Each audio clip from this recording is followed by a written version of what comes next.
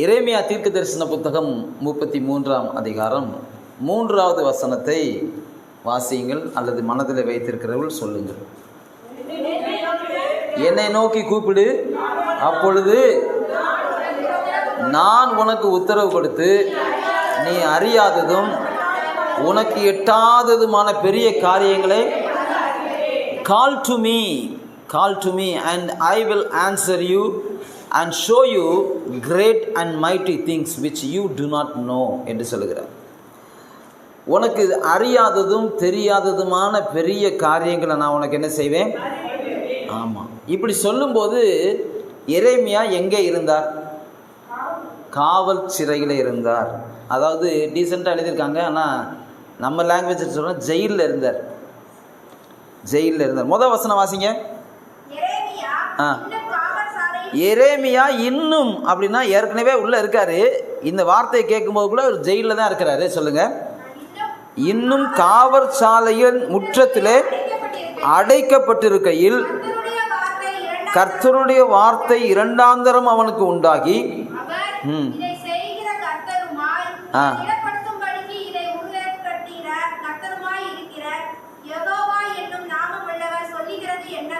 அப்படின்னு சொல்லிட்டு அவர் சொல்றார், என்னை நோக்கி அப்பொழுது எப்பொழுதுன்னு ஒரு கேள்வி நம்மளாம் கேட்கணும். அப்படின்னா என்ன சொல்ல, அப்படின்னா என்ன பதில் கொடுப்பாரு? நீ ஜெபம் பண்ணும் பொழுது.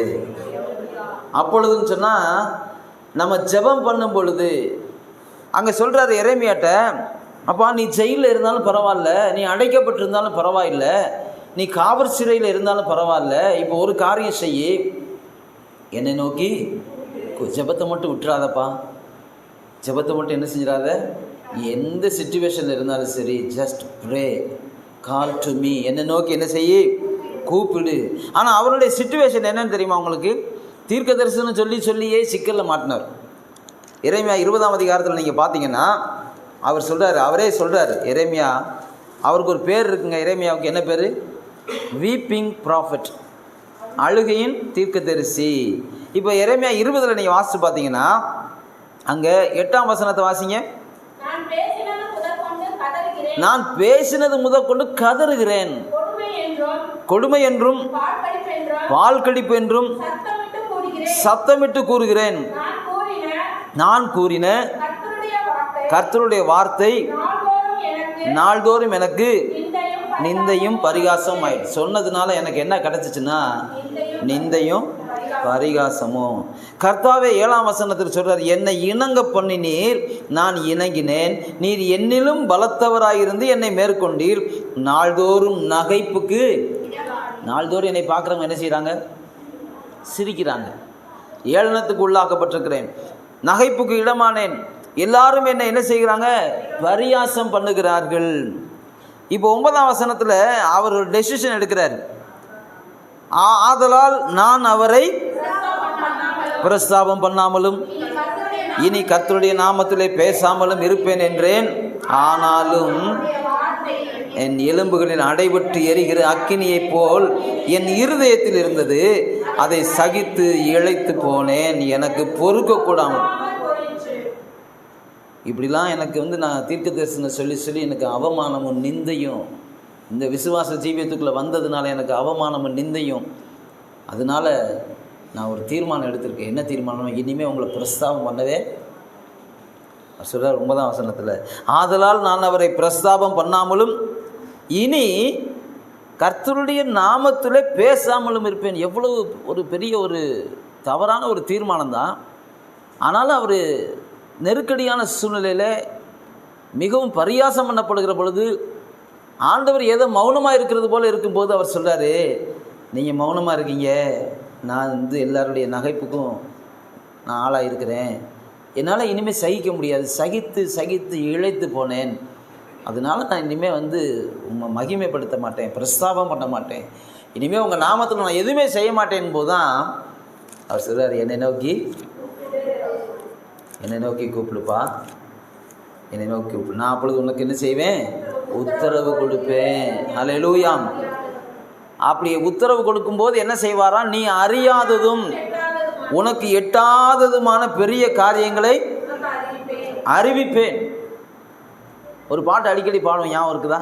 உனக்குள்ளே இருக்கின்ற இயேசு என்றும் பெரியவரே, உனக்குள்ளே இருக்கின்ற உன் இயேசு என்றும் பெரியவரே, நீ அறியாததும் உனக்கு எட்டாததுமான பெரிய காரியங்கள் செய்திடுவேன். நீ அறியாததும் உனக்கு எட்டாததுமான செய்திடுவேன். ஹல்லேலூயா. உனக்கு எட்டாததும் இதுவரை நீ கேள்விப்பட்டாதமான பெரிய காரியங்கள் என்ன செய்வேன்? உனக்கு அறிவிப்பேன். அப்பொழுதுதான் நீ உணர்ந்து கொள்ளுவாய். இங்கே இந்த எரேமியா யாருன்னு கேட்டிங்கன்னா 1ஆம் அதிகாரம் 5ஆம் வசனத்தில் அவரை குறித்து ஒரு சின்ன ஒரு இன்ட்ரோடக்ஷன் இருக்குது. எரேமியா 1:5. நான் உன்னை தாயின் வயிற்றில் உருவாக்கும் முன்னே, நீ கற்பத்திலிருந்து வெளிப்படும் முன்னே நான் உன்னை பரிசுத்தம் பண்ணி, பிறக்கிறதுக்கு முன்னாடியே அவருக்கு என்ன பேருங்க? தீர்க்கதரிசி. ஜாதிகளுக்கு, பெரிய கூட்ட ஜனங்களுக்கு உன்னை தீர்க்கதரிசியா நான் கட்டளையிட்டேன்னு சொன்னார். அப்போ அவர் என்ன சொன்னார் தெரியுமா? அப்பொழுது நான் கர்த்தராகிய ஆண்டவரே, இதோ நான் பேச அறியேன், நான் சிறு பிள்ளையாயிருக்கிறேன் என்றேன். ஆனாலும் கர்த்தர், நான் சிறு பிள்ளை என்று நீ சொல்லாதே, நான் உன்னை அனுப்புகிற எல்லாரிடத்திலும் நீ போய் நான் உனக்கு கட்டளையிடுகிறவைகளை எல்லாம் நீ அவர்களுக்கு பயப்பட வேண்டாம், உன்னை காக்கும்படிக்கு நான் உன்னுடனே கூட என்ன செய்கிறேன்? இருக்கிறேன் என்று கர்த்தர் சொல்லி, இப்போ என்ன செய்கிறார்னா, கர்த்தர் தமது கரத்தை நீட்டி என் வாயை தொட்டு, இதோ என் வார்த்தைகளை உன் வாயிலே பார், பிடுங்கவும் இடிக்கவும் அழிக்கவும் கவிழ்க்கவும் கட்டவும் நாட்டவும் உன்னை நான் இன்றைய தினம் ஜாதிகளின் மேல் ராஜ்யங்களின் மேலும் ஏற்படுத்தினேன் என்று கர்த்தர் என்னுடனே, God ordained this prophet. தேவனே இவனை அபிஷேகம் பண்ணியிருக்கிறார். அப்படிப்பட்ட ஒரு தாயின் கற்பத்திலே இருக்கும்போதே யோவான் ஸ்நானனை போல பரிசுத்த ஆவினாலே அவன் நிரம்பினது போல இவன் அழைக்கப்பட்டவன்.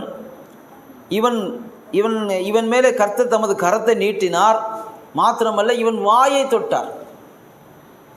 தொட்டு, இதோ என் வார்த்தைகளை உன் வாயில, தேவனுடைய கரத்திலிருந்து அவன் வார்த்தைகளை பெற்றுக்கொண்டான், நாவிலே பெற்றுக்கொண்டான். எவ்வளோ பெரிய ஒரு தீர்க்கதரிசி பாருங்க. ஆனால் அவரை பார்த்து அன்றைக்கு இருந்த மக்கள் ஏளனம் பண்ணினார்கள், பரியாசம் பண்ணினார்கள், நிந்தையும் அவமானமும் அவரை நெருக்கிற போது சிறையிலே போட்டான் ஒரு அரசன். அது நிமித்தமாக சிறைச்சாலையில் இருந்தார். அங்கே சொல்லப்பட்டிருக்கிறது, எரேமியா இன்னும் காவற் சாலையின் முற்றத்திலே அடைக்கப்பட்டிருக்கையில் கர்த்தருடைய வார்த்தை முதல் தரமா ரெண்டாவது தடவையா? அப்படியானால் ஏற்கனவே ஒரு தடவை சொல்லியிருக்கிறார், இப்போ செகண்ட் டைம் வருது. ரெண்டாவது முறை சொல்கிறாரு ஜெபம் பண்ணு. மூணாவது முறையும் என்ன தான் சொல்லுவார்? ஜெபம் பண்ணு, ப்ரே ப்ரே ப்ரே. அதை தவிர வேறு ஒன்றுமே நமக்கு தெரியாது, வேறு வழியே கிடையாது. பதில் கிடைக்கலையா? விட்டுறாதீங்க, தொடர்ந்து ஜெபம் பண்ணுங்க. சிறைக்குள்ளே இருக்கிறது போல் இருக்கிறீங்களா? அடைக்கப்பட்டிருக்கீங்களா? என்ன செய்யுங்க? கூப்பிடுங்க, ஜெபம் பண்ணுங்க. தாவீது சொல்கிறாரு 40ஆம் சங்கீதத்தில், இன்றைக்கி வாசித்தோம் இல்லையா? அந்த சங்கீதத்தில் தாவீது சொல்கிறார், நான் கூப்பிட்டேன், அவர் என்ன செஞ்சார்? 40ஆம் சங்கீதம் முதல் வசனம், கர்த்தருக்காக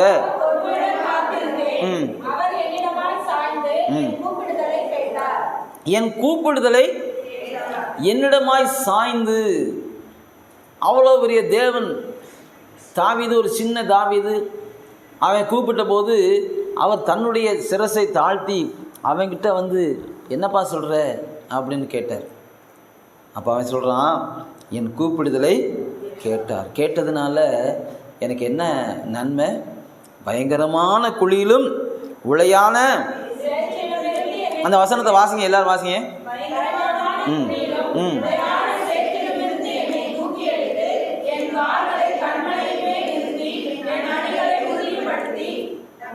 நமது தேவனை துதிக்கும்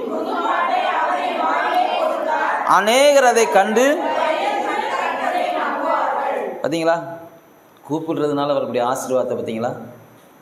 கூப்பிட்டோம்னா, அவரை நோக்கி நம்ம கூப்பிட்டோம்னா அவர் நம்மளை விடுவிப்பார். பயங்கரமான குழியிலும் உளையான சேற்றிலிருந்து யாராலும் விடுவிக்க முடியாத ஒரு இடத்துலேருந்து என்னை தூக்கி எடுத்தார். அதுதான் பெரிய காரியம்.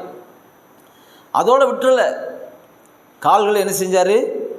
கண்மலையின் மேலே நிறுத்தினார். அதோட மாத்திரமல்ல, அடிகளை எஸ்டாப்ளிஷ் பண்ணார். அப்புறம் அடுத்தது, அப்புறம் தேவனை துதிக்கும் புது பாட்டை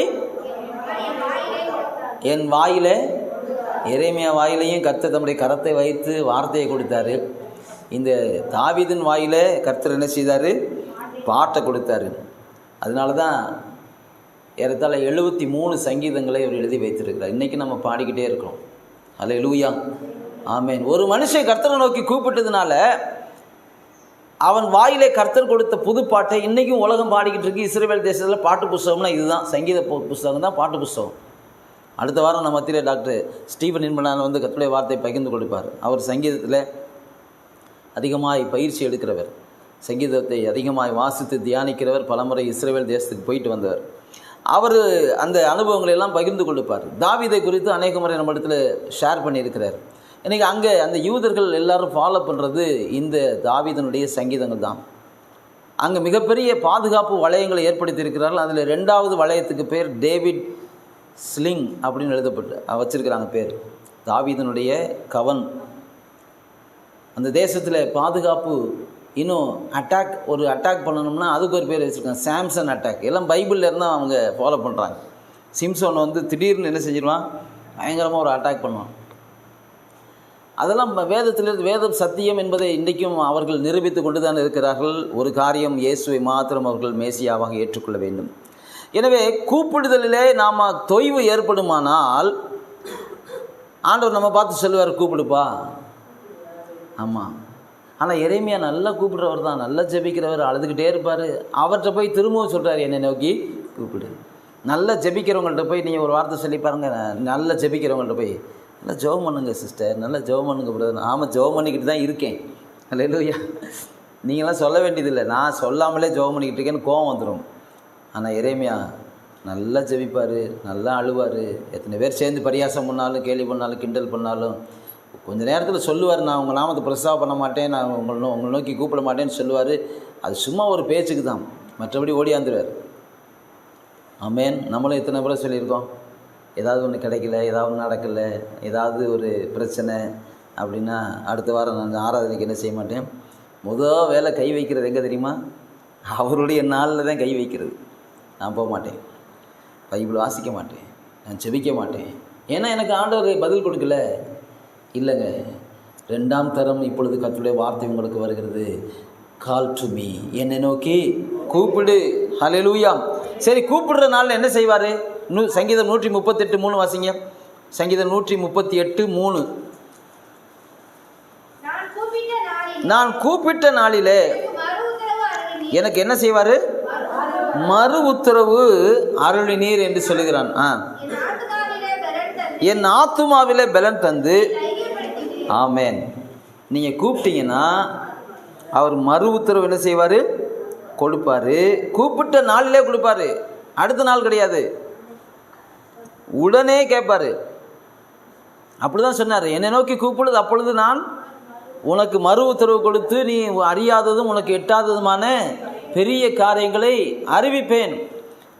இங்கே சொல்கிறார், சங்கீதம் தாவீது சொல்கிறாரு, நான் கூப்பிட்ட நாளிலே எனக்கு என்ன செஞ்சீங்க? ரிப்ளை பண்ணீங்க, ரெஸ்பாண்ட் பண்ணீங்க, ரிப்ளை பண்ணீங்க, பதில் எனக்கு மறு உத்தரவு அருளி செஞ்சீங்க. அதோட விட்டுறல ஆண்டவரே, என் ஆத்துமாவில் என்ன செஞ்சீங்க?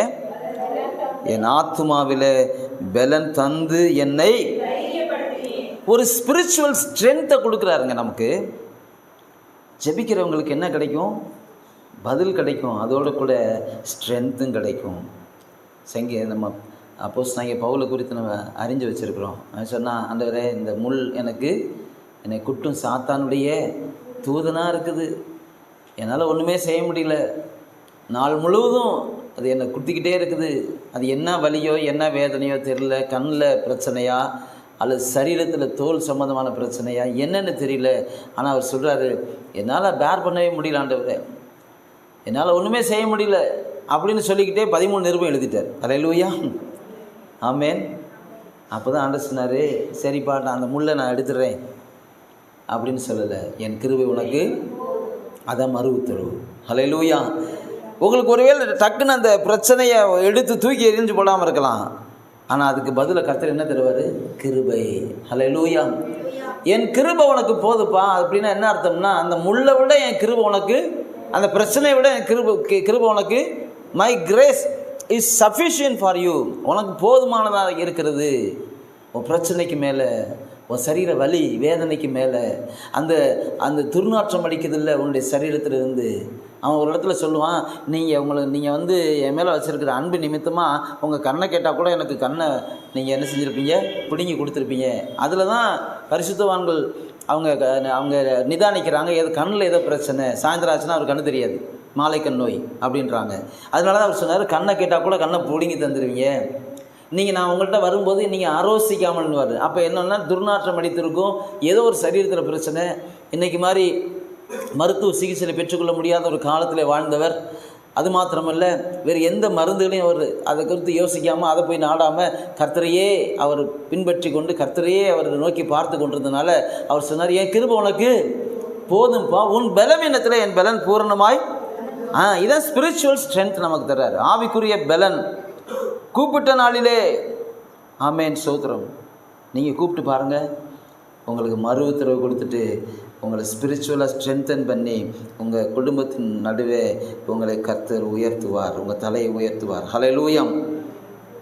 மோசே அவர் என்ன செய்கிறார்னா 91 சங்கீதத்தில் 15வது வசனத்தில் நமக்கு நல்லா தெரிஞ்ச வசனம் தான். அவன் என்னை நோக்கி என்ன செய்வான்? அவன் என்னை நோக்கி கூப்பிடுவான். he will call upon me. நான் என்ன செய்வேன்? நான் அவனுக்கு மறு உத்தரவு அருளி செய்வேன். ஆபத்தில் நானே அவனோடு இருந்து அவனை தப்புவித்து அவனை. ஏங்க, நல்ல ஒரு அருமையான ஒரு மனுஷன், உன்னதமானுடைய மறைவில் இருக்கிறவன், சர்வ வல்லவருடைய நிழலை வாஞ்சிக்கிறவன், கர்த்தரை நோக்கி நீர் என் அடைக்கலம், என் கோட்டை, என் தேவன், நான் நம்பி இருக்கிறவன் என்று சொல்லுகிறவன், வாஞ்சியாக இருக்கிற 14ஆம் வசனத்தில் சொல்லப்பட்டபடி அவன் என்னிடத்தில் நல்ல வாஞ்சியாக இருக்கிறவன், அப்புறம் நாமத்தை அறிந்தவன். இப்படிலாம் இருக்கும்போது அவனுக்கு எதுக்கு ஆபத்து வருது? அவனுக்கு எதுக்கு ஆபத்து வருது? நம்மளும் இந்த உலகத்தில் தான் இருக்கோம், ஆபத்து நிறைஞ்ச உலகத்தில் தான் நம்ம இருக்கிறோம். எந்த சூழ்நிலையாக இருந்தாலும் சரி, ஒரு ஆபத்துன்னு சொன்னால் லேட்டாக வரமாட்டாருங்க, உடனே அங்கே சொல்லப்பட்டிருக்கு, நானே அவனோடு இருந்து அவனை என்ன செய்வேன்?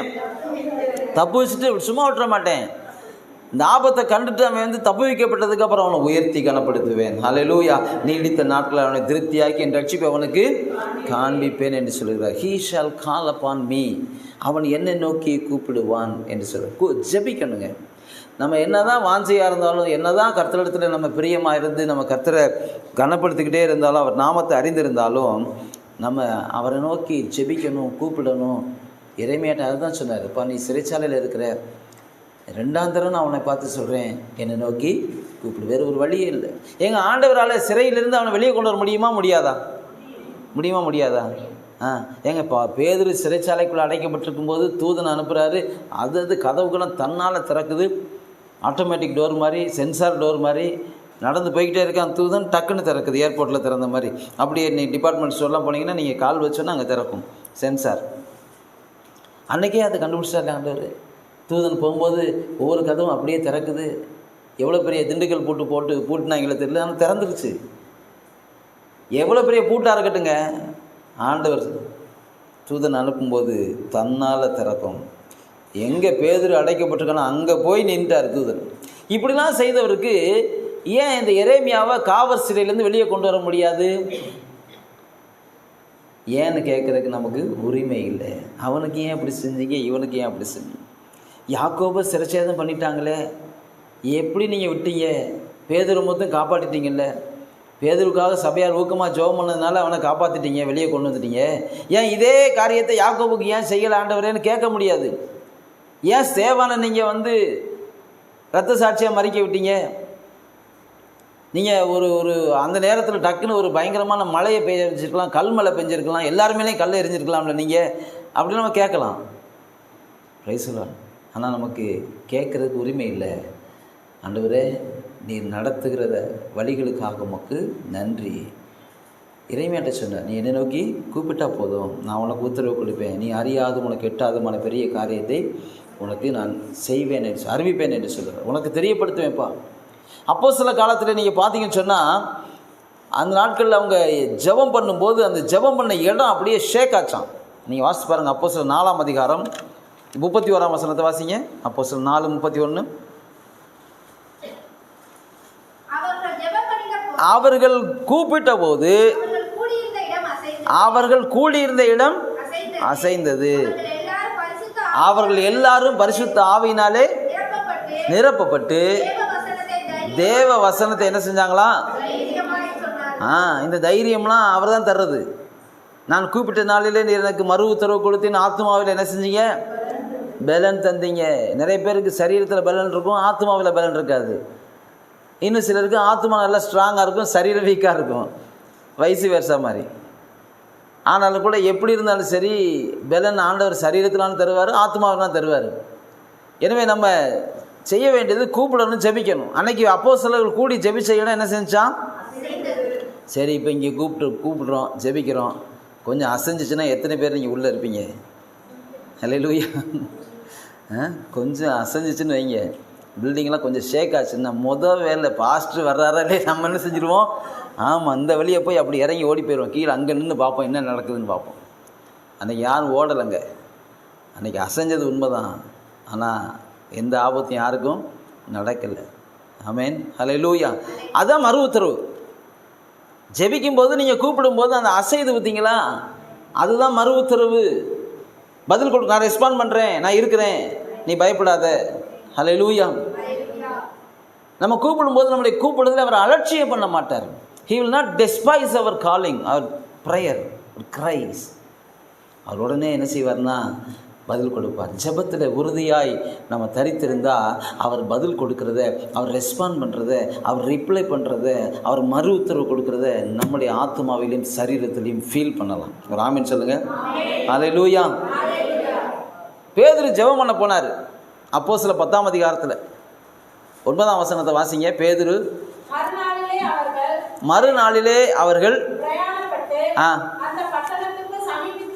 அந்த பட்டணத்துக்கு சமீபித்து வருகையில் பேதுரு, நல்ல கவனிங்க, 6ஆம் மணி நேரத்தில் ஜெபம் பண்ணும்படி அன்னைக்கே அங்கே ஒரு மேல் வீடு இருந்துச்சு, அப்ஸ்டர்ஸ், மேல் வீட்டில் ஏறினான். அவன் மிகுந்த பசி அடைந்து சாப்பிட மனதாயிருந்தான்.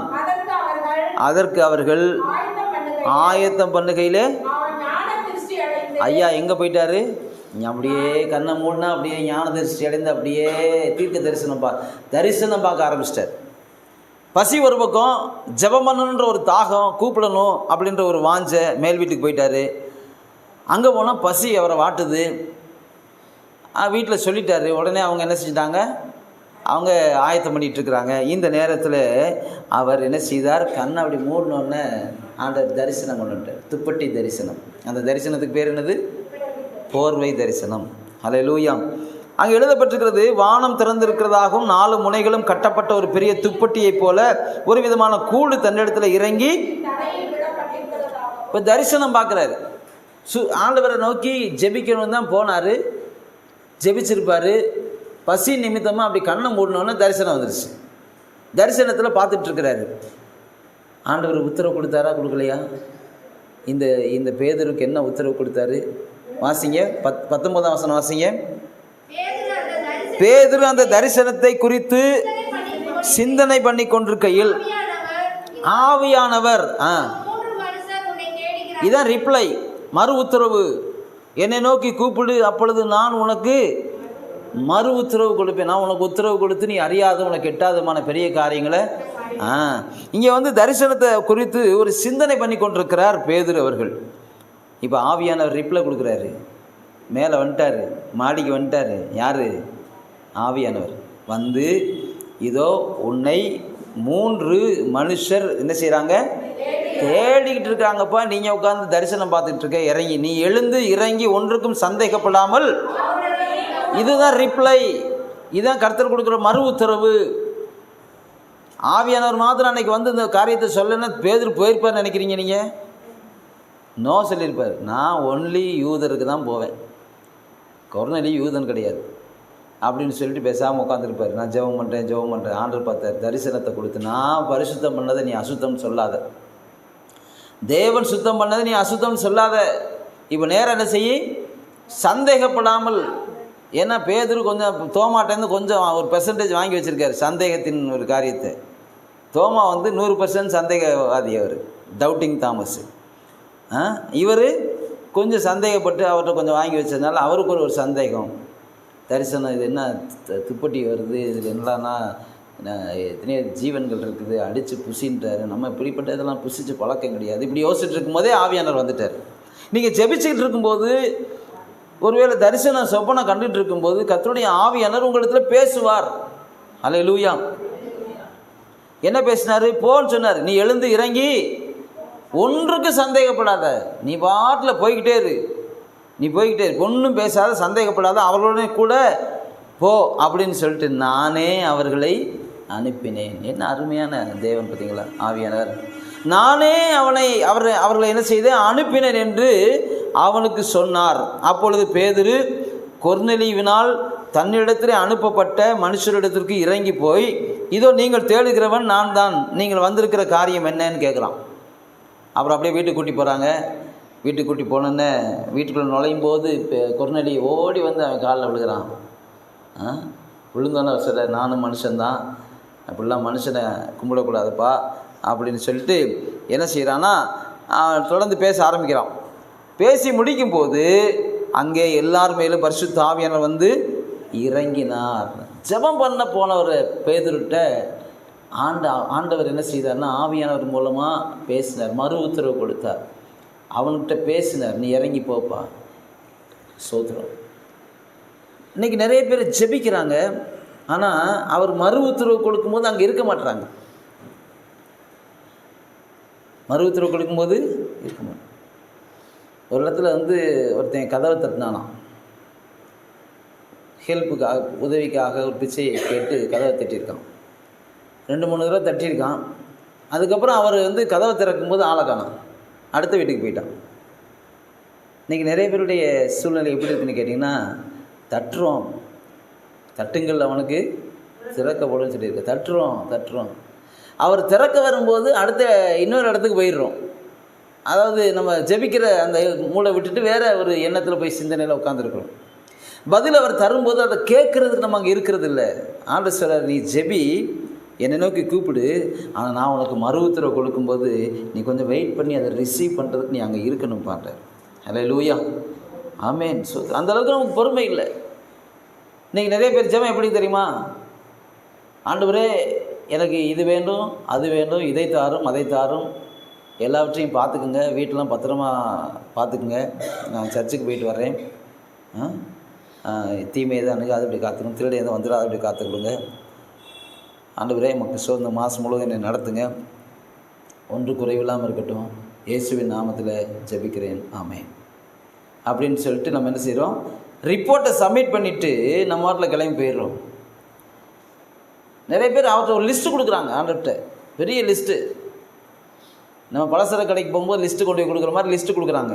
கொடுத்துட்டு அவர்கிட்ட ஏதோ நம்ம வேலையை கொடுக்குற மாதிரி அவர்கிட்ட ஒரு ஒர்க்கை கொடுத்து செஞ்சு வச்சுருங்க, நான் போயிட்டு வந்துடுறோம் அப்படின்ற மாதிரி. இல்லைங்க, அவர்கிட்ட உட்காந்து முழங்கால் போட்டு ஜெபம் பண்ணி, ஆண்டவரே கர்த்தாவே நான் உம்மை தேடுகிறேன், உம்மை நோக்கி கூப்பிடுகிறேன், என்னோட மாதிரி சாய்ந்து என் சத்தத்தை கேளுங்கப்பா அப்படின்ட்டு நல்லா உங்கள் மனசை கொட்டி அண்ணால் போல் நீங்கள் நல்லா ஊற்றிட்டீங்கன்னா, கண்ணீரை ஊற்றிட்டிங்கன்னா, அதுக்கப்புறம் அங்கே இருக்கக்கூடிய கேலி பண்ணின ஏலியை வச்சே ஆண்டவர் பேசுவார். என்ன பேசினார்? நீ என்ன செய்ய, சமாதானத்தோட புறப்பட்டு போ, உன் வேண்டுதல் கேட்கப்பட்டு. அந்த ஏலி தான் கொஞ்ச நேரத்துக்கு முன்னாடி அவளை கேலி பண்ணது. என்னம்மா குடிச்சிட்டு வந்திருக்கியா, ஒரு மாதிரி புலம்பிக்கிட்டே இருக்கியே, ஒன்றும் சத்தம் கேட்கல, ஒன்றும் கேட்கல, என்னாச்சு உனக்கு அப்படி கேட்டவர் அவர் தான். நான் அப்படிலாம் மதுபானம்லாம் பண்ணலை, நான் கிளேசமுள்ள ஒரு ஸ்திரீ அப்படின்னு சொன்னான். அப்படி ஒரு ஜெபத்தில் நல்ல டைமை ஸ்பெண்ட் பண்ணி, மணிக்கணக்காக ஸ்பெண்ட் பண்ணி, இருக்கிற கண்ணீரெல்லாம் ஊற்றிட்டு பதிலுக்காக அவள் காத்திருந்த போது பதில் ஆண்டவரிடத்திலிருந்து வருது. அதே ஏலி மூலமாகவே வருது. நம்முடைய தேவன் மறு உத்தரவு கொடுக்குற தேவன். ஒரு ஆமென் சொல்கிறீங்களா? ஒரு 3 பேர் ஜெபம் பண்ணாங்களாம், Bible college students, first year students. அங்கே போய் ஜெபம் பண்ணும்போது கதவை பூட்டிட்டு 3 பேர் சேர்ந்து ஜெபம் பண்ணியிருக்காங்க. சோத்திர ஆண்டவரை இயேசுவே உம்மை சோத்திரிக்கிறோம் கர்த்தாவே உமக்கு நன்றி. நாங்கள் அந்த பைபிள் காலேஜில் படிக்க வந்திருக்கிறோம். எங்களுக்கு வேண்டிய எல்லா அனுகூலத்தையும் பாராட்டுங்க. எங்களுக்கு ஆண்டவரே ஒரு நல்ல ஒரு சூழ்நிலைங்க உண்டாயிருக்கட்டும். கர்த்தாவே உமக்கு சோத்திரம். எங்களுக்கு இன்னென்னலாம் தேவையாக இருக்குது ஆண்டவரே அப்படின்னு சொல்லிக்கிட்டு இருக்கும்போது ஒரு குரல் கேட்டுச்சான், பிள்ளைகளே நான் உங்களுக்கு என்ன செய்யணும் அப்படின்னு. நாங்கள் இப்போ ஜெபம் பண்ணிக்கிட்டு இருக்கோம், யாரும் எங்களை டிஸ்டர்ப் பண்ணாதீங்க. இந்த 3 பேரும் சொன்னாங்க, நாங்கள் என்ன செஞ்சிட்ருக்கோம்? ஜெபம் பண்ணிக்கிட்டு இருக்கோம், யாரும் எங்களை டிஸ்டர்ப். அப்படியே நல்லா கதவை நல்லா மூடிடுறா, யாரும் டிஸ்டர்ப் பண்ணக்கூடாது. இயேசுவே நாங்கள் முயற்சி. அவரே வந்துட்டார், அவர் கேட்குறாரு என்ன வேணும்னு. நாங்கள் இப்போ ஜெபம் பண்ணிக்கிட்டு இருக்கோம், நீங்கள் யாரும் டிஸ்டர்ப் பண்ணாதீங்கன்னா அவரை யாருன்னே தெரியாமல் என்ன செய்கிறாங்க. இன்றைக்கி நிறைய பேர் அப்படி தான். என் ஆண்டவர் வந்து என்னப்பா வேணும்னு கேட்டால் கூட நீங்கள் பேசாமல் போங்க, நாங்கள் ஜெபம் பண்ணிக்கிட்டு இருக்கோம். ஹல்லேலூயா. இல்லை, பைபிள் காலேஜ் ஸ்டூடெண்ட்ஸ் பார்த்து ஃபஸ்ட் இயர் ஸ்டூடெண்ட்ஸு, அவங்களுக்கு அவ்வளோதான் தெரிஞ்சிருக்குது. நீங்கள் ஜெபம் பண்ணும்போது அவர் வந்துடுவாருங்க. ஹல்லேலூயா. என் நாமத்தினாலே எங்கே 2-3 பேர் கூடியிருக்கிறீங்களோ அங்கே நான் இருக்கிறேன்றார். ஆல்ரெடி நான் இருக்கிறேன். நீங்கள் உட்காந்ததுக்கப்புறம் தான் வருவேன்னு கிடையாது, நீங்கள் வர்றதுக்கு முன்னாடியே நான் இருக்கிறேன். ஹல்லேலூயா. என் நாமத்தை பிரஸ்தாபப்படுத்தும் எந்த ஸ்தானத்திலும் நான் வந்து உங்களை என்ன செய்வேன்? ஆசீர்வதிப்பேன். இப்படிலாம் வாக்கு பண்ணியிருக்கிறார்ல. அப்படி இருக்கும்போது நம்முடைய ஜெபத்தை கேட்கறதுக்கு அவர் ரொம்ப ஆர்வமாக இருக்கிறாருங்க, ரொம்ப ஆர்வமாக இருக்கிறார். ஹல்லேலூயா. ஆமாம், அந்த அந்த நம்ம குரலை கேட்குறதுக்கு ஆர்வமாக இருக்கிறார், நம்ம பாடுறதை கேட்குறதுக்கு ஆர்வமாக இருக்கிறார், நம்ம வொர்ஷிப் பண்ணுறது, நம்ம வசனம் வாசிக்கிறது, முழங்கால் போட்டு ஜெபம் பண்ணுறது, நம்ம நம்பிக்கையை அவர் மேலே வைக்கிறது, நம்ம பாரத்தை அவர் மேலே வைக்கிறத ரொம்ப சந்தோஷமாக பார்த்துட்ருக்கிறார். ஹல்லேலூயா, ஹல்லேலூயா. எனவே இன்றைய ஜெபம் நம்ம எப்படி ஜெபிக்கணும்னு சொன்னால், நம்ம வந்து ஒரு கேள்வியோடு ஜெபிக்கணும். கேள்வியோடு என்ன செய்யணும்? ஜெபிக்கணும். தாவீதினுடைய ஜெபம் ஒரு கேள்வியோடு கூட ஒரு ஆரம்பிக்கிற ஜெபம். வாசிங்க 2 சாமுவேல் 5ஆம் அதிகாரம் 19ஆம் வசனம். 2 சாமுவேல் 5:19.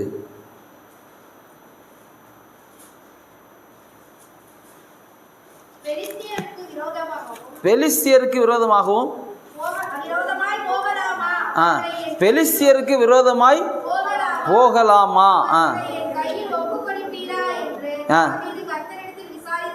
கர்த்தரிடத்தில் ஜெபித்த போதுன்னு கூட நம்ம அப்படி மாற்றிக்கலாம்ல, தப்பு இல்லைல்ல. பெலிஸ்தருக்கு விரோதமாய் போகலாமா? அவர்களை என் கையில் ஒப்பு கொடுப்பீரா என்று தாவீது கர்த்தரிடத்தில். இப்போ நீங்கள் ஆண்டவர்கிட்ட ஒரு கேள்வி கேட்டு அதையே ஜெபமாக்குனீங்கன்னா அவர் நிச்சயமாக பதில் கொடுத்து தான் ஆகணும். ஆமென். Praise the Lord. நல்லா சேர் தள்ளிக்குள்ளே போட்டு உட்காந்துங்க. சோத்ரம். நான் உங்களை பார்க்குற மாதிரி உட்காந்துங்க, பின்னாடி உட்காந்துங்க. So you can easily watch me. Hallelujah. ஆமாம், ரைட், ஓகே, இட்ஸ் குட். தாவீதுடைய ஜெபம் எப்படி ஜெபம் தெரியுமா? கேள்வியோடு கூட ஆரம்பிக்கிறாரு. ஒரு அநீதி உள்ள நியாயாதிபதிட்டு ஒரு ஏழை விதவை போய் என்ன செஞ்சாங்க? கேட்டுக்கிட்டே இருந்தாங்க. எப்போ எனக்கும் என்னுடைய எதிராளிக்கும் இருக்க நியாயத்தை நீங்கள் விசாரிப்பீங்க? இன்றைக்கி விசாரிப்பீங்களா? நாளைக்கு விசாரிப்பீங்களா?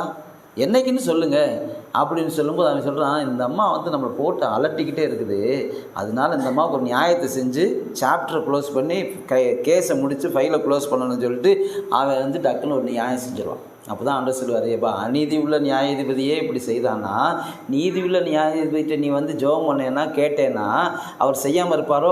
அந்தப்படி தம்மை நோக்கி இரவும் பகலும் கூப்பிடுவர்களாக தம்மால் தெரிந்து கொள்ளப்பட்டவருடைய விஷயத்தில் அவர் நீடிய பொறுமை உள்ளவராயிருந்து அவர்களுக்கு நியாயம் செய்யாமல் இருப்பாரோ? சீக்கிரத்தில் அவர்களுக்கு என்ன செய்வார்? நியாயம் செய்யணும், நியாயம் செய்வார். அற்புதம் செய்யணும், அற்புதம் செய்வார். ஹல்லேலூயா. உங்களுடைய வேலை என்னுடைய வேலை என்ன? லூக்கா 18 எழுதப்பட்டபடி அந்தப்படி இரவும் பகலும் அவரை நோக்கி நம்ம கூப்பிட்டுட்டே இருக்கணும். Praise the Lord. ஹல்லேலூயா. கூப்பிட்டு என்ன எரேமியாட்ட தான் சொன்னார், அப்போ 2ஆம் தடவை உனக்கு சொல்கிறேன், என்னை நோக்கி என்ன செய்யி கூப்பிடு. ஆமென். இப்போ தாவீது அவர் கேள்வியோட ஜெபிக்கிறாரு. பெலிஸ்தருக்கு விரோதமாய் போகலாமா, அவர்களை என் கையில் ஒப்பு கொடுப்பீரா அப்படின்னு கேட்டதுக்கு ஆண்டவர் என்ன மறு உத்தரவு கொடுக்குறாரு? கர்த்தர் சொல்றார், போ, பெலிஸ்தரை உன் கையில் நிச்சயமாய் ஒப்பு கொடுப்பேன் என்று தாவீதுக்கு ஜெபிக்கிற உங்களுக்கு எனக்கு சொல்லுவாருங்க. போ அப்படின்னு சொல்லுவார். அல்லேலூயா, ஆமென், ஸ்தோத்திரம். போ. நம்ம என்ன செய்யணும் அப்படின்னு அவர் திட்டமாக தெளிவாக பேசுவார். நான் உனக்கு போதித்து நீ நடக்க வேண்டிய வழி உனக்கு உன் மேலே என் கண்ணை வச்சு உனக்கு என்ன செய்வேன், ஆலோசனை கொடுப்பேன். இங்கே சொல்கிறாரு, போ அப்படிங்கிறார்.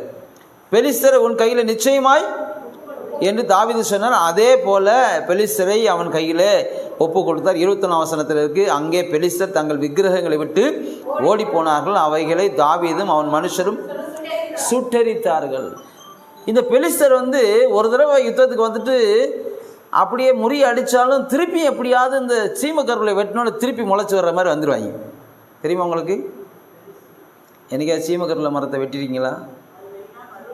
வெட்டிட்டீங்கன்னு வச்சுங்க, நீங்கள் தீயில் வச்சு சுட்டாலும் சரி, எங்கிட்ட தான் ஒரு பக்கம் ஒரு சின்ன கொப்பு முளைச்சி வந்துட்டுருக்கோம். சீமக்கருவில் சீமையிலேருந்து வந்துச்சு, அதனால தான் அதுக்கு பேர் என்னது, நம்ம நாட்டில் கொண்டு விதைச்சிட்டு போயிட்டாங்க, முள்ளுக்குள்ளேயே கடங்கடான்னு சொல்லி. அல்லேலூயா. அவன் அங்கே திராட்சை செடியாக போட்டுக்கிட்டு இருப்பான். நம்ம ஊரில் என்னத்தை போட்டு போயிட்டான், என்ன விதைச்சாலும் தெரியல, சீமைக்கருவில் சீமையிலேருந்து வந்துச்சு. ஆனால் அது முள் ஒரு பக்கம் பார்த்தா அதுதான் நிறைய பேருக்கு விறகு கொடுக்குது, இல்லைன்னு சொல்லல. ஆனால் அது முளைச்சிருச்சுன்னா ஒரு நிலத்தில் அப்படியே படர்ந்து போய்கிட்டே இருக்கும். தண்ணியே இல்லாமல் இருந்தாலும் அது வாரில் செழிப்பாக இருக்கும். இப்படிப்பட்ட ஒரு சீமக்கருவில் போல தான் பெலிஸ்தர். இன்றைக்கும் அதே பெலிஸ்தர்கள் தான் இஸ்ரேல் ஜனத்துக்கு விரோதமாக, இஸ்ரேல் தேசத்துக்கு விரோதமாக எங்கிட்ட தான் ஒரு பக்கம் அடிச்சுக்கிட்டு இருக்கான். சரி, இவனை முறிய அடிச்சிட்டோம்னா இதோடு நம்ம எழும்ப முடியாது அப்படின்னு நினச்சா இன்னொரு பக்கத்துலேருந்து அவன் அனுப்பிக்கிட்டு இருக்கான். சேட்டலைட் அனுப்பிக்கிட்டு இருக்கான், ஏவுகணை அனுப்பிக்கிட்டு இருக்கான். அன்னைக்கு நடந்தது தான் இன்றைக்கி நடந்துக்கிட்டு இருக்குங்க. தாவீது செகண்ட் டைம் பெலிஸ்தர் வந்தபோது 22 வசனம் வாசிங்க. பெலிஸ்தர் திரும்பவும் ரெப்பாயும் பள்ளத்தாக்கிலே திரும்ப பிசாசு வருவான். நீங்கள் என்ன செய்யணும்? ஜெபத்தில் வச்சு விசாரித்து ஆண்டவர்கிட்ட கேட்டு முறிய அடிக்கணும். அல்லேலூயா. முட்டியில் நின்னீங்கன்னா முறிய அடிக்கலாம். ஒரு ஆமென் சொல்லுங்கள். அல்லேலூயா, பிரைஸ் தி லார்ட். முட்டியில் நிற்கணும். அல்லேலூயா, ஆமென், பிரைஸ் தி லார்ட். முட்டியே தேஞ்சு போகணும். நான் ஏற்கனவே ஒரு தடவை சொன்னேன்னு நினைக்கிறேன். அமெரிக்காவில் ஒரு பைபிள் காலேஜ் ஸ்டூடெண்ட்ஸை டூர் கூட்டி போன போது அங்கே ஒரு டிஎல் மூடியா யாரோ நினைக்கிற ஒரு பெரிய ஒரு பரிசுத்தவான், பில்லிகிரமான்னு தெரியல, அவங்க இருந்த வீடு, அந்த வீடை எல்லோரும் போய் சுற்றி பார்த்துருக்குறாங்க. ஒரு சின்ன 2 குழி இருந்துக்குது. அவங்க சொல்லியிருக்காங்க, இதில் தான் அந்த ஊழியக்காரர் முழங்கால் போட்டு ஜெபம் பண்ணி அந்த இடமே குழி ஆயிடுச்சுங்க. எல்லாம் பார்த்துட்டு எல்லா பசங்களும் வெளியே போயிட்டாங்க. ஒரு மனுஷன் மாத்திரம் அந்த இடத்துல அதே பள்ளத்தில் தான் முட்டியை வச்சு என்ன செஞ்சுருக்கான், அவனுக்கு ஒரு வாஞ்சி, அவருக்கு அந்த ஜெப ஆவி இருந்துச்சுன்னா எனக்கு அந்த ஜெப ஆவி வேணும். அல்லேலூயா. ஆமாம். அப்புறம் பின்னாடி அவரும் ஒரு பெரிய ஊழியக்காரனானார். அருமையானவர்களே, நம்ம முட்டி தேய்கிற அளவுக்கு நம்ம ஜெபிக்கணும். சோஃபாவில் உட்காந்துட்டு சம்பளங்காலை போட்டுக்கிட்டு அப்படியே ஜெபிக்காமல் இறங்கி முழங்கால் போட்டு முழங்கால் வலிக்கிற அளவுக்கு ஜெபிக்கணும். அல்லேலூயா, பிரைஸ் தி லார்ட். அப்புறம் 2வது தடவை பெலிஸ்தர் வந்தபோது எகைன் போய் தாவீது விசாரிக்கிறான். 23 வசனத்தில் தாவீது கர்த்தரிடத்தில் விசாரித்த போது அவர், நீ நேராக போகாமல் அவர்களுக்கு பின்னாலே சுற்றி முசுக்கட்டை செடிகளுக்கு எதிரே இருந்து அவர்கள் மேல் பாய்ந்து முசுக்கட்டை செடிகளின் நுனியிலே செல்லுகிற இரைச்சலினை கேட்கும்போது சீக்கிரமாய் எழும்பிப்போ, அப்பொழுது பெலிஸ்தரின் பாளையத்தை முறியடிக்க கர்த்தர் உனக்கு முன்பாக புறப்பட்டிருப்பார் என்றான். கர்த்தர் தாவீது கட்டளையிட்ட பிரகாரம் அவன் செய்து பெலிஸ்தரை கேபா துவக்கி கேசேர் எல்லை மட்டும் முறியடித்தான். கூப்பிட்டா அவர் பதில் கொடுப்பாருங்க. கேள்வியோடு ஜெபிச்சிங்கன்னா அந்த கேள்விக்காவது பதில் கொடுப்பாரு. ஏங்க, நீங்கள் தெரியாத ஒரு ஆள்கிட்ட கூட போய் நீங்கள் பஸ் ஸ்டாண்ட் நின்று இப்போ நீங்கள் போகிற ஊருக்கு பேரை சொல்லி இந்த பஸ் இங்கே தான் வருமானு கேட்டால் பேசாமல் இருப்பானா? ஏன் திருச்சி போகிற பஸ் இங்கே இந்த பிளாட்ஃபார்மில் தான் நிற்கும், இங்கே தானே வரும் அப்படின்னு கேட்டால், இல்லைங்க அடுத்த பிளாட்ஃபார்ம் போங்கன்னு சொல்லி பதில் கொடுப்பான். கேள்வியோடு ஆண்டவர்கிட்ட கேட்டிங்கன்னா அவர் நிச்சயமாக என்ன செய்ய மாட்டார், பதில் கொடுக்காமல் இருக்கவே மாட்டார், பதில் கொடுப்பார். ஹல்லேலூயா. முதல்ல போன்னு சொன்னார். இப்போ 2வது தடவை சரி முதல்ல சொன்ன மாதிரியே நம்ம போவோம் அப்படின்னு நினச்சி துணிஞ்சு போய் ஜெபிக்காமல் போயிருந்தானா தோற்று போயிருப்பான். தாவீது 2ஆம் முறை அதே பிரச்சனை வந்தபோது செகண்ட் டைம் போய் அவன் என்ன செய்கிறான், ஆண்டவர்கிட்ட கேட்குறான், ஆண்டவர் இந்த முறை நான் எப்படி போகணும்னு சொல்லுங்கள். போன முறை நீங்கள் போக சொன்னீங்கன்னு போனேன், இந்த முறை அதே சத்துரு எங்களுக்கு எதிராக வந்திருக்கான், நான் என்ன செய்யணும்னு சொல்லுங்கள். அப்போ தான் சொல்கிறாரு, இப்படி போ, சுற்றி போ. எவ்ரி டைம் ஆண்டவர் நமக்கு இன்ஸ்ட்ரக்ஷன் கொடுப்பாரு. ஹல்லேலூயா. ஆலோசனை கொடுப்பாரு. எப்பயோ ஒரு தடவை ஜெபிச்சதுக்கு கிடைச்ச பதிலை வச்சு இன்றைக்கி ஓட்டிடலாம்னு நினைக்கவே கூடாது. ஹல்லேலூயா. ஒவ்வொரு நாளும் நம்ம ஜெபிக்கணும். ஒவ்வொரு நாளும் கர்த்தருடைய சமூகத்தில் நம்ம ஜெபிக்கணும். ஜெபிக்கும் போது பதில் நமக்கு வரும். நம்முடைய ஜெபத்துக்கு பதில் கொடுக்கிற தேவன் தான் நம்முடைய தேவன். ஹல்லேலூயா. ஆமென். ஏசாயா அதாவது 30ஆம் அதிகாரம் 19ஆம் வசனத்தை வாசிங்க. ஏசாயா 30:19.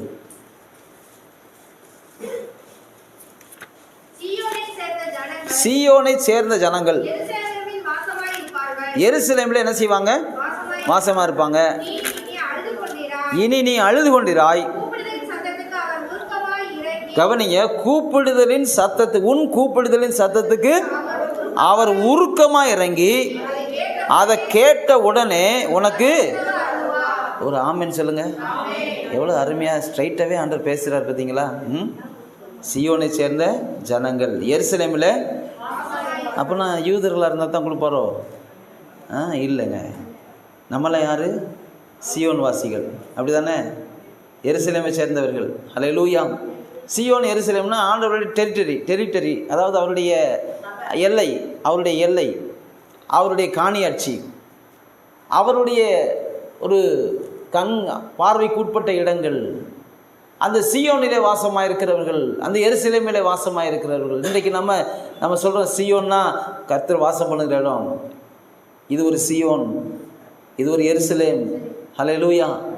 ஆமென். தேவன் தம்முடைய ஜனங்களை சந்திக்கிற இடம். இந்த எருசலேமில், இந்த சியோனில் இதை சேர்ந்த ஜனங்கள் வாசமாக இருப்பாங்க. அவங்க வாசமாக இருந்துக்கிட்டே என்ன செய்வாங்க? வாசம் பண்ணுவார்கள், உபவாசம் பண்ணுவார்கள். அப்புறம் அங்கே சொல்கிறாரு, நீ இனிமேல் அழுது கொண்டிராய். வாசம் பண்ணுகிற ஜனங்கள் எருசலேமிலே, சியோனிலே தங்கி இருக்கிறவர்கள், ஆராதிக்கிறவர்கள், அவர்கள் அழுது கொண்டு இருக்க மாட்டார்கள். ஹல்லேலூயா. ஏன்னா உன் கூப்பிடுதலுக்கு சத்தத்துக்கு அவர் உருக்கமாக இறங்கி அதை கேட்ட உடனே உனக்கு என்ன செய்வார்? இம்மிடியேட்டாக மறு உத்தரவு செய்வார். என்னை நோக்கி கூப்பிடு. எரேமியாவுக்கு மட்டும் இல்லை, சியோனில் வாசமாக இருக்கிற, சபைக்குள்ளே இருக்கிற, கர்த்தரை ஆராதிக்க வந்திருக்கிற எருசலேமுக்குள்ளே உங்கள் கால்கள் நிற்கிறத உங்களை பார்த்து கர்த்தர் சொல்கிறாரு, நீங்கள் கூப்பிடும்போது உடனே என்ன செய்வேன்? உன் சத்தத்துக்கு உருக்கமாக இறங்கி அதை கேட்ட உடனே எனக்கு வேறு வேலையே கிடையாது. நீ ஜெபிச்சிட்டேன்னா உனக்கு உதவி செய்கிறது தவிர, உன்னுடைய ஜெபத்துக்கு பதில் கொடுக்கறது தவிர எனக்கு வேறு முக்கியமான வேலை எதுவுமே கிடையாது. உடனடியாக நான் உனக்கு செய்வேன். Hallelujah. Praise the Lord. Amen. ஒரு மனுஷன் கூப்பிட தொடங்கினான். அவன் யாருன்னு கேட்டிங்கன்னா, கண்ணு தெரியாதவன். மார்க் சுவிசேஷம் 10ஆம் அதிகாரம் 47ஆம் வசனத்தை வாசித்து பாருங்கள். மார்க் 10:47. சீக்கிரமாய் 10 மணிக்கு முடிக்கிறேன். மார்க் 10:47. அவன் நசரேயனாகிய இயேசு வருகிறார் என்று கேள்விப்பட்ட போது, இயேசுவே தாவீதின் குமாரனே எனக்கு என்று கூப்பிட தொடங்கினான். என்னை நோக்கி கூப்பிடுன்னு சொன்னார்ல, அந்த தேவனை நோக்கி கூப்பிட தொடங்கினான். He started calling Jesus, the son of David. அவன் பாருங்கள், ஒரு பிச்சை எடுக்கிறவனுக்கு எரிகோவில் அங்கே எழுதப்பட்டிருக்கிறது, அவன் பின்பு அவர்கள் எரிகோவுக்கு வந்தார்கள். அவரும் அவருடைய சீஷர்களும் திரளான ஜனங்களும் எரிகோவை விட்டு புறப்படுகிற போது, திமேயுவின் மகனாகிய பர்திமேய் என்கிற ஒரு குருடன் வழி அருகே உட்கார்ந்து, பிச்சை கேட்டுக்கிட்டு இருந்தவனுக்கு என்னங்க ஒரு வெளிச்சம் பார்த்தீங்களா? இயேசு யாருங்க? தாவீதின். இன்றைக்கி நமக்கு தெரியுதா? நிறைய பேருக்கு, ஏன் இஸ்ரவேல் தேசத்தில் இருக்கிற யூதர்களுக்கே ஃபாதர்களுக்கே என்னல்ல தெரியல. யார்? இயேசு தாவீதின் குமாரன். தாவீதின் குமாரன் எனக்கு, அவரை இறங்கும் நோக்கி அவரை கூப்பிட்டுட்டோம்னா அவர் நிச்சயமாக இறங்குவார்னு சொல்லிட்டு அவன் என்ன செய்யணும்? கூப்பிட்டான். அதுதான் லாஸ்ட்டு ட்ரிப்பு ஆண்டவருக்கு. அந்த எரிகோ வழியே போகிறது தான் last trip. He will not come again to Jericho.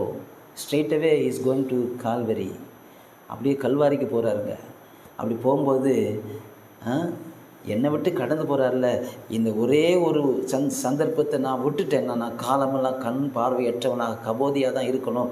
அதனால் நான் என் பலனெல்லாம் இன்க்ரீஸ் பண்ணி நான் ஒன்று செய்ய போகிறேன். இயேசுவே தாவீதின் குமாரன் எனக்கு இறங்கும். Have mercy upon me. எனக்கு இறங்குங்க. உடனே என்ன செஞ்சாங்களாம்?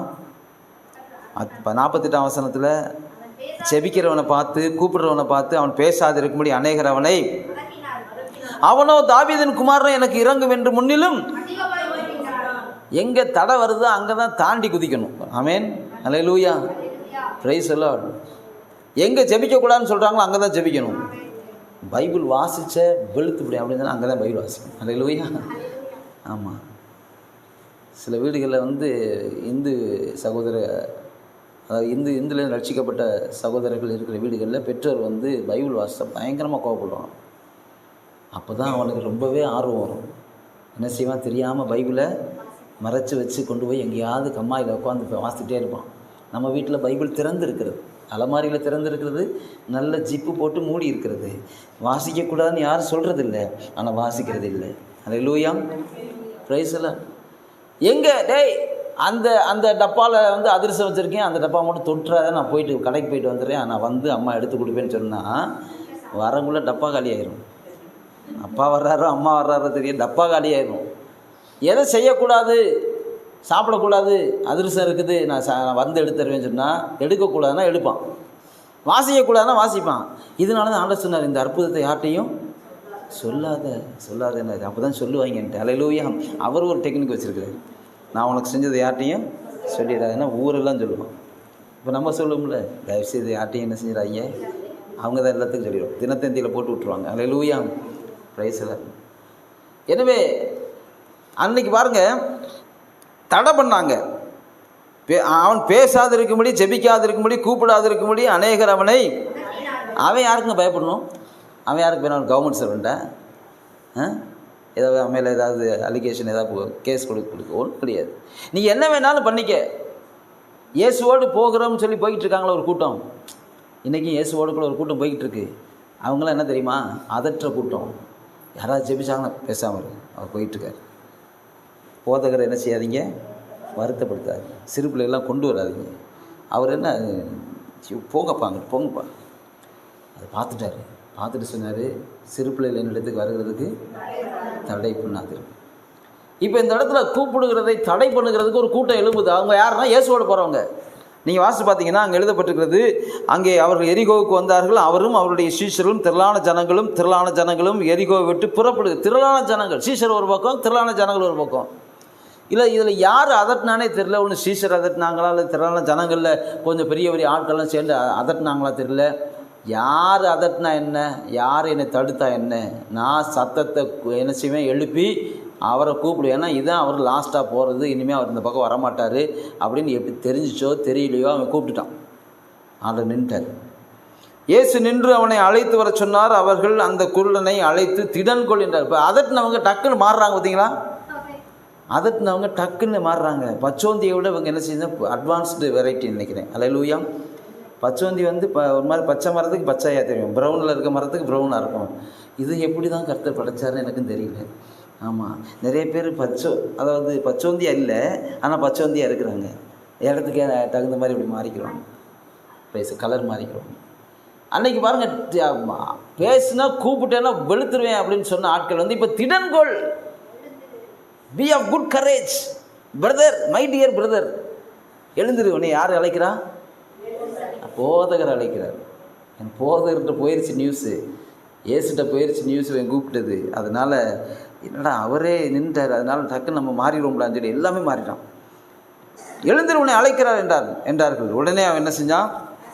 அவன் தன் மேல் வஸ்திரத்தை ஏன் எரிஞ்சான் தெரியுமா? இனிமேல் அது எனக்கு தேவையில்லை, ஜெபிக்கிற எனக்கு இனிமேல் இதெல்லாம் என்ன சில தேவையில்லை. அல்லேலூயா. தூக்கி எரிஞ்சிட்டு எழுந்து இயேசுவிடத்தில் அடையாள வஸ்திரங்களை தூக்கி எரிஞ்சான். ஆமென். குருடன்னா அப்படி அதுக்கு ஒரு அடையாளம் இருக்கும், அடையாள வஸ்திரம் இருக்கும், அதுக்கு ஒரு குச்சி இருக்கும், அதுக்கு பெல் இருக்கும். இனிமேல் எதுவுமே எனக்கு தேவையில்லை. இதாங்க விசுவாசம். தாவீதின் குமாரனை சந்திக்கிறதுக்கு முன்னாடியே அவன் என்ன செஞ்சிட்டான்? எல்லாத்தையும் தூக்கி எறிஞ்சிட்டான். நம்ம இன்னைக்கு விசுவாசம் பேசுகிறோம், ஆனால் இவனை போல் விசுவாசமாக இருக்கணும், செயல்படணும், செயலில் காமிக்கணும். தூக்கி எறிய வேண்டியதை தூக்கி எறியணும். இனிமேல் இது எனக்கு தேவையில்லை, நான் இயேசுவை பின்பற்ற போகிறேன். அல்லேலூயா. இயேசு அவனை நோக்கி, நான் உனக்கு என்ன செய்ய வேண்டும், இதெல்லாம் நமக்கு தெரியும். ஸோ கூப்பிட தொடங்கினவனுக்கு ஆண்டவர் என்ன செய்தார்? மறு உத்தரவு கொடுத்தார். நின்று அங்கே பேசினார். அல்லேலூயா. நாம் தான் கூப்பிடணும், சபை கூப்பிடணுங்க. சபை ஜெபிக்கணும். சபை கொஞ்சம் ஜெபிக்காமல் இருந்தபோது யாக்கோபை சிறைச்சேதம் பண்ணி கொண்டு போயிட்டான். அதுக்கப்புறம் பார்த்தீங்கன்னா சபை கூடிச்சுங்க. அப்போஸ்தலர்களுடைய புத்தகம் 5ஆம் அதிகாரம் 12ஆம் வசனத்தில் 12ஆம் அதிகாரம் நினைக்கிறேன், 12ஆம் அதிகாரம் 5ஆம் வசனத்தில் கூடி ஜெபிச்சாங்க. நைட் முழுக்க ஜெபிச்சாங்க. அப்படி ஜெபிச்ச போது தான் ஆண்டவர் என்ன செய்தார்னா தூதனை அனுப்பி வைத்தார். என்னை நோக்கி கூப்பிடுங்கப்பா, நான் உங்களுக்காக தூதனை அனுப்புவேன்னு சொன்னது போல அனுப்பி வைத்தார். ஹல்லேலூயா. நான் தான் கூப்பிடணும். கூப்பிட்டா அவர் என்ன செய்வார்? மறு உத்தரவு கொடுப்பார். ஏசாயா 58:9 வாசிங்க. ஏசாயா தீர்க்கதரிசன புத்தகம் 58ஆம் அதிகாரம் 9ஆம் வசனம். ஏசாயா 58:9.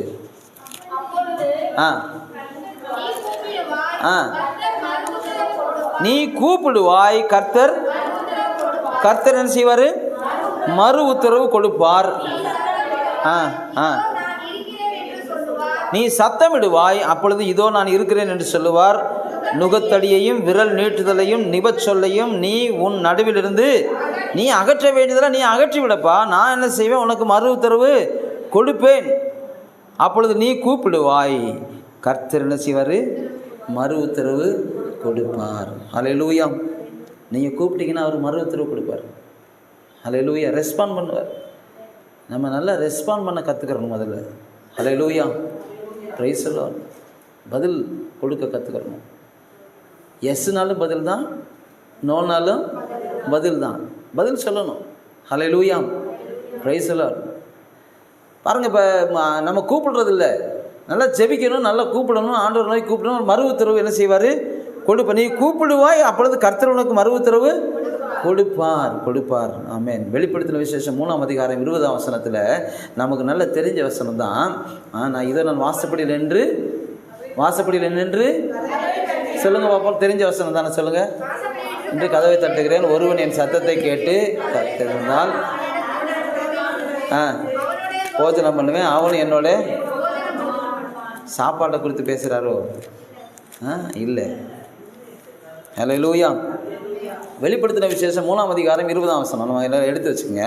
அதில் சொல்கிறாரு, இதோ வாசற்படியில் நின்று கதவை தட்டுகிறேன், ஒருவன் என் சத்தத்தை கேட்டு கதவை திறந்தால் நான் அவனிடத்தில் பிரவேசித்து அவனும் என்னோட. இது எதை குறிக்கிறதுனா, நான் உள்ளே போவேன், கதவை தட்டுவேன், கதவை திறந்துட்டான்னா உள்ளே போவேன், அவனோடு நான் பேசுவேன், என் சித்தத்தை வெளிப்படுத்துவேன், அவனும் என்னோட பேசுவான். அதான் ஜெபம். அவன் ஜெபிப்பான், நான் மறு உத்தரவு என்ன செய்வேன்? கொடுப்பேன். Price the Lord. எனவே அதை தான் நாங்கள் எழுதப்பட்டிருக்கிறது.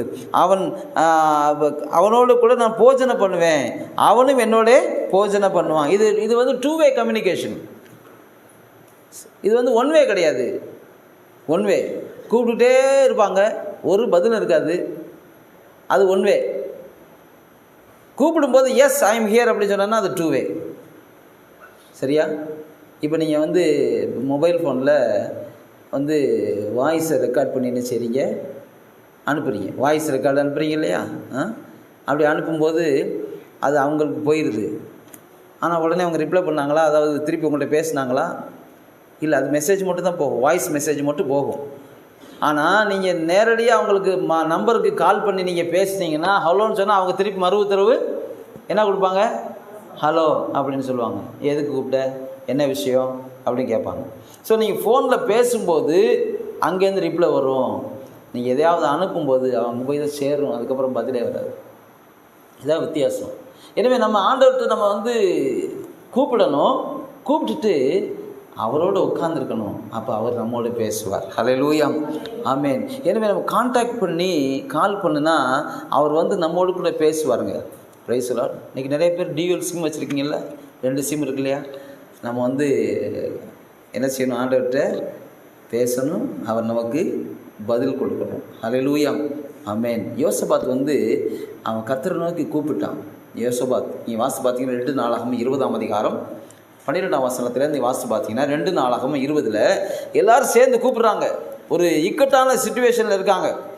அப்படி இருக்கும்போது 3 படைகள் அவர்களை சூழ்ந்து இருக்கும்போது என்ன செய்கிறதுன்னு தெரியாத ஒரு சூழ்நிலையில் 2 நாளாகவும் 20ஆம் அதிகாரத்தில் நீங்கள் வாசித்து பார்த்தீங்கன்னா 11ஆம் வசனத்தில், இப்போதும் அவர்கள் எங்களுக்கு நன்மைக்கு தீமையை சரி கட்டி தேவரீர் எங்களை சுதந்திரிக்க பண்ணி நம்முடைய சுதந்திரத்தில் எங்களை துரத்தி விட எத்தனை கூட்டம்? 3 கூட்டத்தை சேர்ந்தவர்கள். மோவாப் புத்திரர், அம்மோன் புத்திரர், அப்புறம் சேயீர் மலை தேசத்தார். இவங்க 3 பேர் யுத்தத்துக்கு வந்துட்டாங்க. யோசபாத்து மிரண்டு போயிட்டார். ஏன்னு சொன்னால் இவர்கிட்ட யோசபாத்திட்ட இருக்க எண்ணிக்கை விட வீரர்கள் வந்து ரொம்ப கம்மி, ஆனால் எதிரிகள்கிட்ட இருக்கக்கூடிய கூட்டம் அதிகம். இப்போ சொல்கிறான் 12ஆம் வசனத்தில் ஒரு ஜெபம் பண்ணுறான், கூப்பிடுறான், எங்கள் தேவனே அவர்களை நீர் நியாயம் தீர்க்க மாட்டீரோ, எங்களுக்கு விரோதமாக வந்த இந்த ஏராளமான கூட்டத்துக்கு முன்பாக நிற்க எங்களுக்கு நாங்கள் செய்ய வேண்டியது இன்னதென்று ஆகையால் எங்கள் கண்கள். இதான் ஜெபம். கூப்பிடுன்றார்ல, இப்படி தான் கூப்பிடணும் ஜெபத்தில்.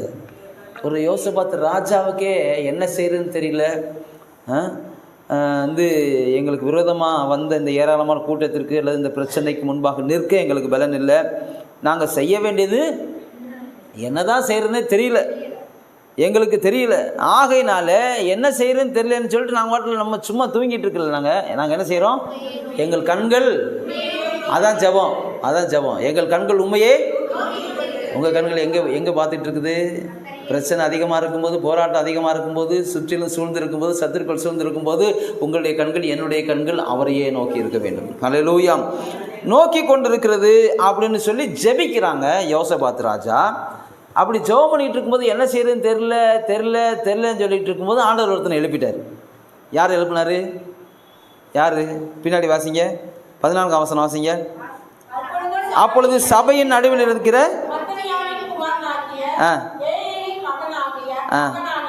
பெனாயாவுக்கு பிறந்த யகாசியேல் எழுப்பிட்டாருங்க. யகாசியேல் எழுப்பிட்டாரு. யகாசியேல் என்னும் ஆசாப்பின் புத்திரர் ஒருவனான லேவியன் மேல் கர்த்தருடைய ஆவி. பார்த்தீங்களா? ஜெபம் பண்ணால் கர்த்தர் மறு உத்தரவு கொடுப்பார். ஜெபம் பண்ணால் கர்த்தர் என்ன செய்வார்? ரிப்ளை பண்ணுவார், ரெஸ்பாண்ட் பண்ணுவார். அவர் உடனடியாக என்ன செய்வார்? கேட்பார். ஒன்றும் தெரில, என்ன செய்யறதுன்னு தெரிலன்னு சொல்லிட்டு இருந்தாக்கும் ஒரு ஆளை எழுப்பிடுவார். யகாசியேல் எழுப்பிடுவார். அவன் என்ன சொன்னான்னா, அவன் மேலே கர்த்தருடைய ஆவி இறங்கின போது எப்படி நீங்கள் இந்த யுத்தத்தை நடத்தணும், எப்படி நீங்கள் இதை ஃபேஸ் பண்ணணும்னு சொல்லிக் கொடுக்குறான். சொல்லிக் கொடுத்தேன்னே படை, அதாவது பாடகர்களை நிறுத்து, அதுக்கு பின்னாடி படையை நிறுத்து, இப்படி போய் நீங்கள் பாடிக்கிட்டே போங்க, வந்து காரியம் மாறுதலாம் முடியும்னு சொல்லி அங்கே சொல்லப்பட்ட போது 22ஆம் வசனத்தில் அவர்கள் பாடி துதி செய்ய தொடங்கின போது யூதாவுக்கு விரோதமாக வந்திருந்த அம்மோன் புத்திரரையும் மோவாபியரையும் சேயீர் மலை தேசத்தில் ஒருவருக்கு விரோதமாக ஒருவர் கர்த்தர் எழும்ப பண்ணினதினால் அவர்கள் வெட்டுண்டு விழுந்தார்கள் என்று பார்க்கிறோம். எல்லாரும் ஏகமாய் அவர்கள் மரித்து போனார்கள், ஒருவரும் தப்பலை. அதனால பார்த்தீங்கன்னா யோசபாத்தும் அவனுடைய ஜனங்களும் அவர் உடைமைகளை கொள்ளையிட வந்தபோது அவர்கள் கண்ட ஏராளமான பொருட்களும் பிரேதங்களில் உரிந்து போட்ட ஆடை ஆபரணங்களும் தாங்கள் எடுத்து கொண்டு போகக்கூடாது. 3 நாளாக கொள்ளையிட்டாங்களாம். என்ன செய்யறதுன்னு தெரில, என்ன பண்ணுறதுன்னு தெரில அப்படின்னு சொல்லிக்கிட்டே இருந்தாலும் ஜெபம் பண்ணினாங்க. ஜெபம் பண்ணினதுனால யகாசியேல் எழுப்பினார். யகாசியேல் எழுப்பினதுனால எப்படி யுத்தம் பண்ணணுங்கிற டெக்னிக்கை கற்றுக் கொடுத்தாரு. அது நிமித்தமாக யுத்தம் பண்ணதுனால மாபெரும் ஆசீர்வாதம். ஹல்லேலூயா. பெராக்கா அப்படின்னு பேர் வச்சாங்களாம். பெராக்கான என்னென்னா ஆசீர்வாதம்னு பேர். ஹல்லேலூயா. அந்த 4ஆவது நாளில் பெராக்காவில் கூடி அங்கே கர்த்தருக்கு என்ன செய்கிறதுன்னு தெரிலன்ட்டு எதுவுமே செய்யாமல் இருந்துடக்கூடாது, ஜெபம் பண்ணணும். சிலருக்கு திடீர்னு பிரச்சனை வரும்போது, வெள்ளம் வரும்போது என்ன செய்யறதுன்னு தெரியலன்ட்டு தான் வெள்ளம் அடிச்சுட்டு போயிடும். அந்த நேரத்தில் என்னமாவது பண்ணி என்ன செய்யணும்? நீந்தி எப்படியாவது பண்ணி கரை சேர்த்துடணும். அப்படி கையை வாயாக உயர்த்திக்கிட்டே இருந்தோம். சோதர உயர்த்தினா ஹெலிகாப்டர்லேருந்து கயிறு வரும். ஹல்லேலூயா. அப்படியே தூக்கிட்டு போயிடுவாங்க. ஸ்பெயினில் இப்போ வெள்ளம் வந்துச்சு. ஒரு வருஷம் பெய்கிற மழை ஒரே நாளில் பெஞ்சிருச்சு. ஸ்பெயின் அப்படின்ற நாட்டில், யூரோப்பில். அப்போ பயங்கரமான வெள்ளத்தில் கார்லாம் அப்படியே அடிச்சுட்டு போகுது. வீடுகள்லேருந்து மக்கள்லாம் அப்படியே போகிறாங்க. ஒருத்தன் வீட்டில் தண்ணி ஏறிக்கிட்டே இருக்குது, அப்படியே நிற்கிறான். அங்கேருந்து ஹெலிகாப்டர் வந்து மேலே நிற்குது, கயிறை தொங்க விட்றாங்க, அப்படியே கயிறு கீழே வருது. ஒரு போர் வீரன் வந்து அப்படியே என்ன செய்கிறான், அவங்கள அந்த இதில் கயிறில் மாட்டி விடுறான். அப்படி மேலே போய்கிட்டு பார்க்குறேன், அவன் கையில் நாய் இருக்குது. ஏப்பா, நாய் போனால் போயிட்டு போகுது, நாயும் பேயும் குறித்து போல உனக்கு கரிசனையா? ஹல்லேலூயா. நீ மாத்திரம் தப்பிச்சிக்க வேண்டியதானடா. அவன் நாயை விட மாட்டேங்கிறான். ஏப்பா, நீ நாயவே விடனா அவர் என் பிள்ளையை விடுவேன்னு சொல்லுவாரா? ஹல்லேலூயா. உங்களை என்னை விட்டுருவாரா? ஹல்லேலூயா. அப்படியே தூக்கிட்டு போகுது. அந்த அப்படியே அந்த கயிறு மேலே ஏறுது, நாயை விட மாட்டேங்கிறான். அப்படியே ஒரு மூட்டை ஒரு நாய் இப்படியே போயிட்டு, இது எனக்கு போதுன்றான். என்ன செய்கிறதுன்னு? இதுதான் வெளிநாட்டில் இருக்கக்கூடிய மக்களுடைய நிலவரங்கள். நம்ம என்ன செய்வோம்? பிள்ளையை தூக்கிட்டு போவோம். ஹல்லேலூயா. பிரைஸ் எல்லாம். சரியா? அப்போ பாருங்கள், யோசபாத் வந்து என்ன செய்கிறேன்னு தெரியலேன்னு சொல்லும்போது ஒரு தீர்க்கதரிசி எழுப்புறாருங்க, ஒரு வார்த்தை வருதுங்க, அதன்படி செயல்பட்ட போது அற்புதம் நடக்குது. ஹல்லேலூயா, ஆமென். ஏசாயா 65:24 வாசிங்க சீக்கிரமா, முடிச்சிடுறேன். ஏசாயா 65:24.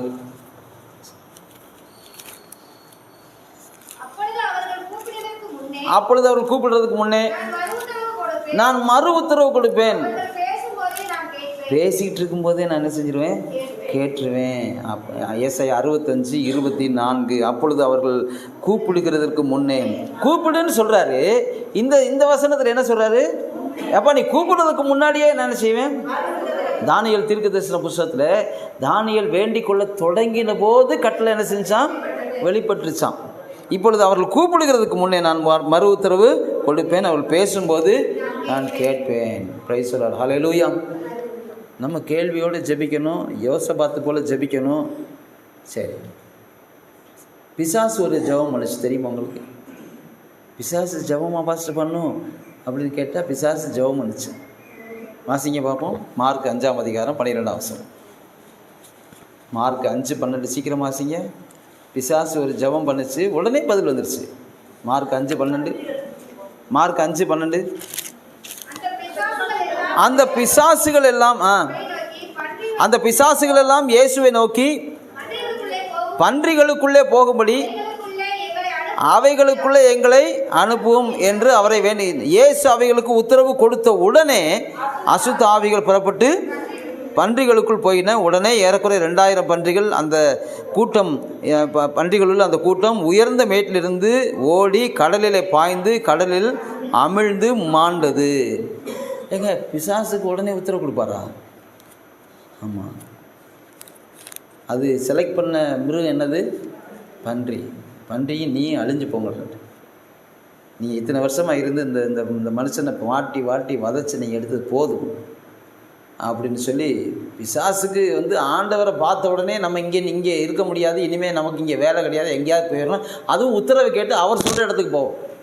நம்ம ஒன்று செலக்ட் பண்ணுவோம், அந்த இடத்துக்கு அவர் போக சொன்னார் தான் போயிடும். என்ன கீழ்ப்பிடிதல் பிசாசுக்கு! இன்றைக்கி நமக்கு இல்லாத கீழ்ப்பிடிதல் யாருக்கு இருக்குது? அவர் ஒன்று சொன்னால் நம்ம ஒரு இடத்துக்கு போவோம். லோத்துட்ட சொன்னார், அப்பா நீ மலைக்கு போனால் முடியாது, மலைக்கு போனால் செத்து போவேன், உங்களுக்கு தெரியுமா? ஏய், நீ சாகக்கூடாதுன்னு தானே மலைக்கு போக சொல்கிறேன். ஏன்னா இப்படி பேரம் பேசியே கடைசியில் குடும்பத்தை இழந்துட்டான். இன்றைக்கி பிசாசு கேட்குதுங்க, நாங்கள் அந்த பன்றிகளுக்குள்ளே போகும்படி எங்களுக்கு என்ன செய்யுங்க? உத்தரவு கொடுங்க. ஏசுன்ட்டார் உடனே. சரி, அடுத்தது இன்னொன்று ஒருத்தன் ஜெபம் பண்ணுறான், அதுக்கு நோன்னு சொல்லிட்டார். மார்க் 9:5 வாசிங்க.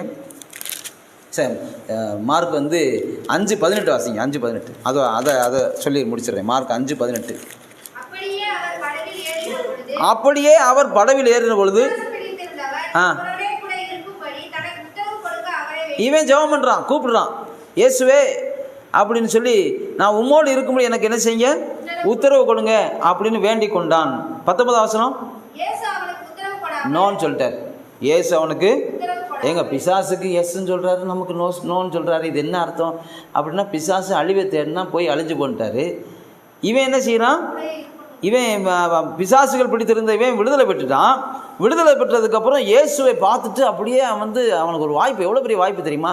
இயேசுவை நேரடியாக பார்த்தான், அவர் மூலமாக விடுதலை பெற்றுக்கொண்டான். இப்போ அவன் என்ன சொன்னான்? உம்மோடு இருக்கணுமே, நான் உம்மோடு வர வேண்டுமே அப்படின்னு ஒரு பாட்டு பாடிட்டான். நான் உம்மோடு இருக்கணுமே. உங்களோட படகுல வந்துட்டோம்னா அப்படியே எல்லாமே எனக்கு கிடச்சிரும். அதனால் இத்தனை வருஷம் இல்லாததான் இனிமேல் நான் பெற்றுக்கொள்வேன், அதனால் உம்மோடு வர்றேன், எனக்கு மட்டும் உத்தரவு கொடுங்கண்ணா நோன்னு சொல்லிட்டேன். சில ஜெபங்களுக்கு அவர் நமக்கு நோன்னு சொன்னார்னா சரின்னு ஏற்றுக்கிறோம். அல்லேலூயா. இவன் ஏற்றுக்கிட்டான், பார்த்தீங்களா? ஏற்றுக்கிட்டான். அதுக்கு அவர் என்ன சொல்கிறார் தெரியுமா? உத்தரவு கொடாமல் நீ உன் இனத்தாரிடத்துல உன் வீட்டுக்கு போய் கர்த்தர் உனக்கு இறங்கி உனக்கு செய்தவைகள் எல்லாம் எப்போ நீ உன்னை அருவியை போல் உன்னை பாய்ந்து செல்லும் அருவியை போல் உன்னை மாற்ற நினச்சிக்கிட்டு இருக்கேன், நீ ஏன் கூட வரணுன்ட்டு இருக்கேப்பா. நான் போய்கிட்டு இருக்கேன்னா இன்றைக்கி இந்த ஊரில் இருப்பேன், நாளைக்கு இன்னொரு ஊரில் இருப்பேன், அப்படியே சிலுவைக்கு போயிடுவேன். அதனால் நீ என்ன செய்ய, நீ உங்கள் ஊரில் போய் இத்தனை வருஷமாக அந்த கல்லறையிலேருந்து கற்றுக்கிட்டே இருந்தேல்ல, அந்த ஊரில் போய் நான் உனக்கு இறங்கி செய்ததை அந்த ஊர் மக்களுக்கு சொல்லு, குறிப்பாக உன் இனத்தாருக்கு சொல்லு. அல்லேலூயா. ஏங்க கர்த்தர் இன்றைக்கி நம்மை மட்டும் இல்லைங்க, நம்முடைய இனத்தாரை குறித்து கரிசனை உள்ளவராக இருக்கிறார். ராமன் சொல்லுங்க, God is very much concerned about our relatives, blood relatives. ஹல்லேலூயா. ஆமே. நம்முடைய சொந்த ரத்தமாகிய நம்மோடு பிறந்தவர்களை குறித்தும் அவர் அக்கறை உள்ள தேவனாய். அதனால தான் சொல்கிறாரு, போப்பா நீ உன் இனத்தாரிடத்துக்கு போய் சொல்லு, நான் உனக்கு இறங்கி செஞ்சுருக்கிறேன். நீ இத்தனை வருஷமாக கல்லறையிலிருந்து கத்திக்கிட்டு கிடந்த, வஸ்திரம் இல்லாமல் இருந்த, மூளை சரியில்லாமல் இருந்துச்சு, உனக்கு புத்தி இல்லாமல் இருந்துச்சு, புத்தி தெளியாமல் இருந்துச்சு, நீ எல்லாரையும் பயமுறுத்திக்கிட்டு இருந்த, உன்னையே காயப்படுத்திக்கிட்டு இருந்த, உன்னை நான் விடுதலை ஆக்கியிருக்கேன். இதை இறங்கி நீ போய் என்ன செய்ய, இந்த ரட்சிப்பை குறித்து முதல்ல உன் இனத்தாரிடத்துக்கு சொல்லு, அடுத்தது மற்ற ஜனங்களுக்கு என்ன செய்ப்பான் சொல்லு அப்படின்னு சொன்னபோது அவன் எஸ்ன்ட்டான். என் ஜெபத்துக்கு நீங்கள் பதில் கொடுக்கல, இனிமேல் உங்கள்கிட்ட பேச மாட்டேன் அப்படிலாம் சொல்லலை. எஸ் நல்ல காரியம், என்னை ஊழியனாக ஏற்படுத்தினதுக்காக நன்றி ஆண்டவர். முதல் மிஷினரி அவன் தான்.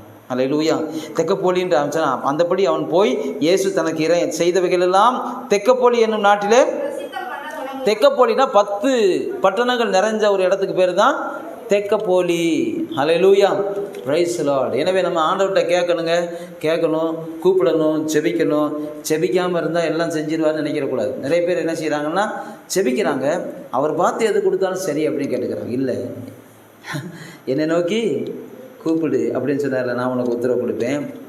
நீ உனக்கு அறியாததும் ஏதாவது கொடுங்க, ஏதாவது பியூன் வேலையாக கொடுங்க, அப்படிலாம் கேட்கக்கூடாது. நீங்கள் என்னை மேன்மையாக வைங்க. ஹல்லேலூயா. எனக்கு இதை கொடுங்க ஆண்டவரே, இதை செய்யுங்க. அதுக்காக ஹெலிகாப்டர் கேட்டுட்ருக்கூடாது. ஆண்டவர்கிட்ட போய், ஆண்டவரே எனக்கு ஹெலிகாப்டர் கொடுங்க. ஏறி போகும்போது இறங்க தெரியாமல் சேர்த்துட்டு, அதனால் கேட்க வேண்டியதை தான் கேட்கணும். ஹல்லேலூயா. ஆமாம். ஒருத்தன் ஃப்ளைட்டு எப்படி டேக்கப் ஆகிறது, எப்படி இயக்குறதுன்னு ஒரு புக் எடுத்து படிச்சிருக்கான். படிச்சுட்டு டேக்கப் ஆயிடுச்சு, வண்டி மேலே போயிட்டான். மேலே போகணுன்னா இப்போ இறங்கணும்ல, அதுக்கு என்னடா பண்ணுறதுன்னு கேட்டால் ஒன்றும் தெரியல. அதுக்கு நீங்கள் அடுத்த வால்யூமை நீங்கள் என்ன செய்யுங்க, என்னுடைய அடுத்த புத்தகத்தை நீங்கள் படிச்சிங்கன்னா எப்படி ஃப்ளைட்டை இறக்கலாம்னு இருக்குன்னா அடுத்த வால்யூம் அவன்கிட்ட இல்லை. என்ன ஆகிருக்குன்னு யோசிச்சு பாருங்கள், வால்யூமே போச்சு. Hallelujah. Hallelujah. Praise the Lord. எனவே அருமையான ஆண்டவர்கிட்ட கேட்குறது தான் அவரால் எல்லாம் கொடுக்க முடியும். உங்களுக்கு ஹெலிகாப்டர் கொடுக்க முடியும். இன்றைக்கி வெளிநாடுகளெல்லாம் ஊழியக்காரங்க ஃப்ளைட் வச்சுருக்காங்க, ஜெட் ஃப்ளைட் வச்சுருக்குறாங்க, கொடுக்க முடியும். அது எப்போ கொடுக்குமோ அப்போ தான் கொடுப்பாரு. ஏன்னா இப்போ உங்களுக்கு அட் ப்ரெசண்ட் என்ன தேவையோ நீங்கள் கேளுங்க, கூப்பிடுங்க, அவர் நிச்சயமாக செய்வார். ஹல்லேலூயா. ஒரே ஒரு காரியம் பார்த்திங்கன்னா, நீதிமொழி 1ஆம் அதிகாரத்தில் எழுதப்பட்டிருக்கு. நான் சொல்லிட்டு முடிக்கிறேன். நீதிமொழி 1ஆம் அதிகாரம் 28ஆம் வசனம். நீதிமொழிகள் 1:28. சீக்கிரம் வாசிங்க, முடிச்சு. அப்பொழுது அவர்கள் என்னை நோக்கி கூப்பிடுவார்கள். என்ன அது இப்படி சொல்கிறீங்க? நான் என்ன செய்ய மாட்டேன், கொடுக்க மாட்டேன். அடுத்தது வெள்ளனை எந்திரிச்சிருவாங்களாம், அதிகாலம் எந்திரிச்சிருவாங்களாம், எசப்பான்னு கூப்பிடுவாங்களாம். அப்பொழுது அவர்கள் அதிகாலையிலே என்னை தேடுவார்கள், என்னை காண மாட்டார்கள். ஏன்னு சொல்லி அடுத்த வசனத்தில் அவர் சொல்கிறார் பாருங்க.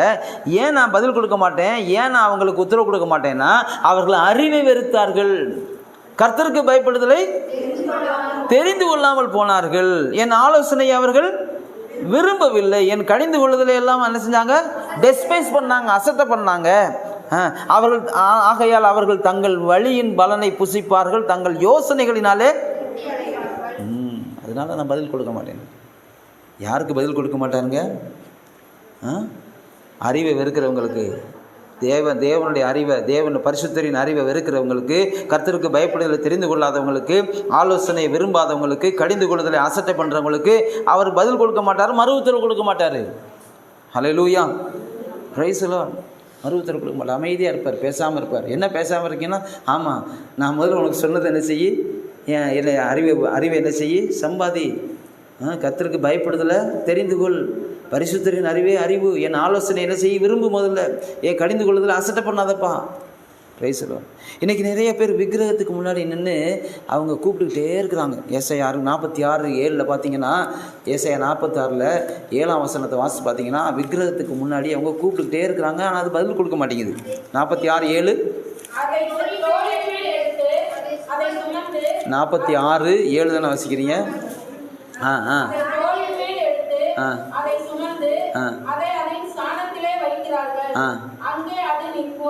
அங்கே அந்த விக்கிரகம் நிற்கும். எங்கே நீங்கள் ஃபிக்ஸ் பண்ணுறீங்களோ அங்கே தான் இருக்கும், அது அசையாது. ஒருவன் அதை நோக்கி கூப்பிட்டால் மறு உத்தரவு என்ன செய்யறதில்ல, அவன் இக்கட்டை அது ஒரு கட்டை தான், அது நம்ம இக்கட்டை என்ன செய்யாது, நீக்காது. கூப்பிட்டா இங்கே இருக்கேன்னு சொல்லுவார். ஆமேன். செத்து போனவனை கூப்பிட்டு பாருங்கள், சுற்றி அழுவாங்க. லேசாக கண்ணை திறந்து பார்ப்பானா, இறக்க மாட்டான். எல்லாரும் அழுதா எவ்வளோதான். அதனால தான் வந்து பார்த்திங்கன்னா தூக்கிட்டு போகும்போது வெடிகளை போடுவாங்க, அணுகுண்டை போடுவாங்க. அப்படியாவது எந்திரிச்சிருவானான்னு சொல்லி கடைசி சான்ஸ் வரைக்கும், கல்ற வரைக்கும் கொண்டு போய் அங்கே இது வரைக்கும் வெடிகளை போட்டுகிட்டே போவாங்க. சர வெடி போடுவாங்க, சீனி வெடி போடுவாங்க, எல்லாம் போடுவாங்க.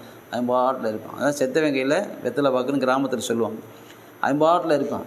நான் யோசித்து பார்த்தேன், எதுக்குடா செத்து போனவனுக்கு முன்னாடி இவ்வளோ வெடிகளை போட்டு போகிறாங்களே தேர் எழுதிட்டு போகும்போது பார்த்தா, அப்படியாவது எந்திரிச்சிருவானா பார்த்தா, ஆனால் எந்திரிக்கவே மாட்டான், கொண்டு போய் எரிச்சிட்டு வந்துடுவாங்க. ஆனால் நம்ம நாட்டில் ஸ்பீட் பிரேக்கில் போகும்போது ஒரு ஆம்புலன்ஸில் செத்து போன ஒரு பாடி முழிச்சிருச்சு. ஆமென், ஹல்லேலூயா. ஆஸ்பத்திரியிலேருந்து செத்து போயிட்டான்னு சொல்லி டிக்ளேர் பண்ணி நோட்டீஸ் எழுதி கையில் கொடுத்து அப்படியே அனுப்பிட்டாங்க, மார்ச்சரியிலேருந்து எடுத்து. இப்போ ஆம்புலன்ஸில் கொண்டு போயிருக்காங்க. அந்த ஊருக்கு போகிற வழியில் எக்கச்சக்கமான ஸ்பீட் பிரேக்கு, இப்படியே ஒன்று ஏறி இறங்கும்போது ஒரு இடத்துல முழிச்சோன்னே பார்த்தா எல்லாருக்கும் ஒரே ஆச்சரியம்.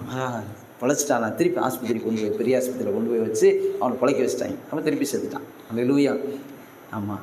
ஆனால் கட்டை என்ன செய்யாது, முழிச்சு பார்க்குமா? போன வருஷம் பார்த்தா அதே தான் நாங்கள் உட்காந்துருக்கோம், இந்த வருஷம் புதுசாக இருக்குமா?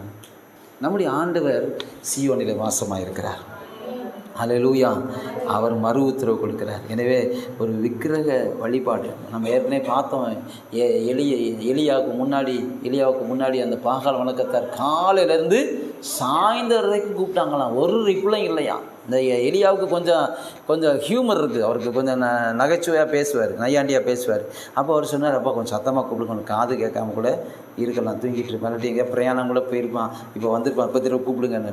திருப்பி கூப்பிட்டாங்க. சாயந்தரம் வரைக்கும் ஒரு சத்தம் கிடையாது. சரி முடிச்சிட்டிங்களா, கூப்பிட்டீங்களா, ரெஸ்பான்ஸ் இருக்கா, மறு உத்தரவு கொடுத்தானா, இல்லை, எல்லாம் விளைவிக்க திருப்பி உடச்சி திருப்பி கட்டி எக்கச்சக்கமான தண்ணீரை ஊற்றி பனிப்பொருளை வச்சு வெட்டி வந்து கத்தாவே அப்படின்னு கூப்பிட்டு ஒரு ஜபம் தான். உடனே அக்கினி இறங்குச்சு. அக்கினி மூலமாக உத்தரவு கொடுக்குற தேவனே நம்முடைய தேவன். கண்களை மூடி நம்ம ஜெபிக்கலாமா? அருமையான ஒருபோதும் நம்ம வந்து எங்கள் இந்த மற்ற ஜனங்களை போல் ஒரு படத்துக்கு முன்னாடியோ ஒரு மரத்துக்கு முன்னாடியோ இருந்து கூப்பிடக்கூடாது. கர்த்தரை ஆவியோடும் உண்மையோடும் தொழுதுகிற வேண்டும். ஹல்லேலூயா, ஹல்லேலூயா.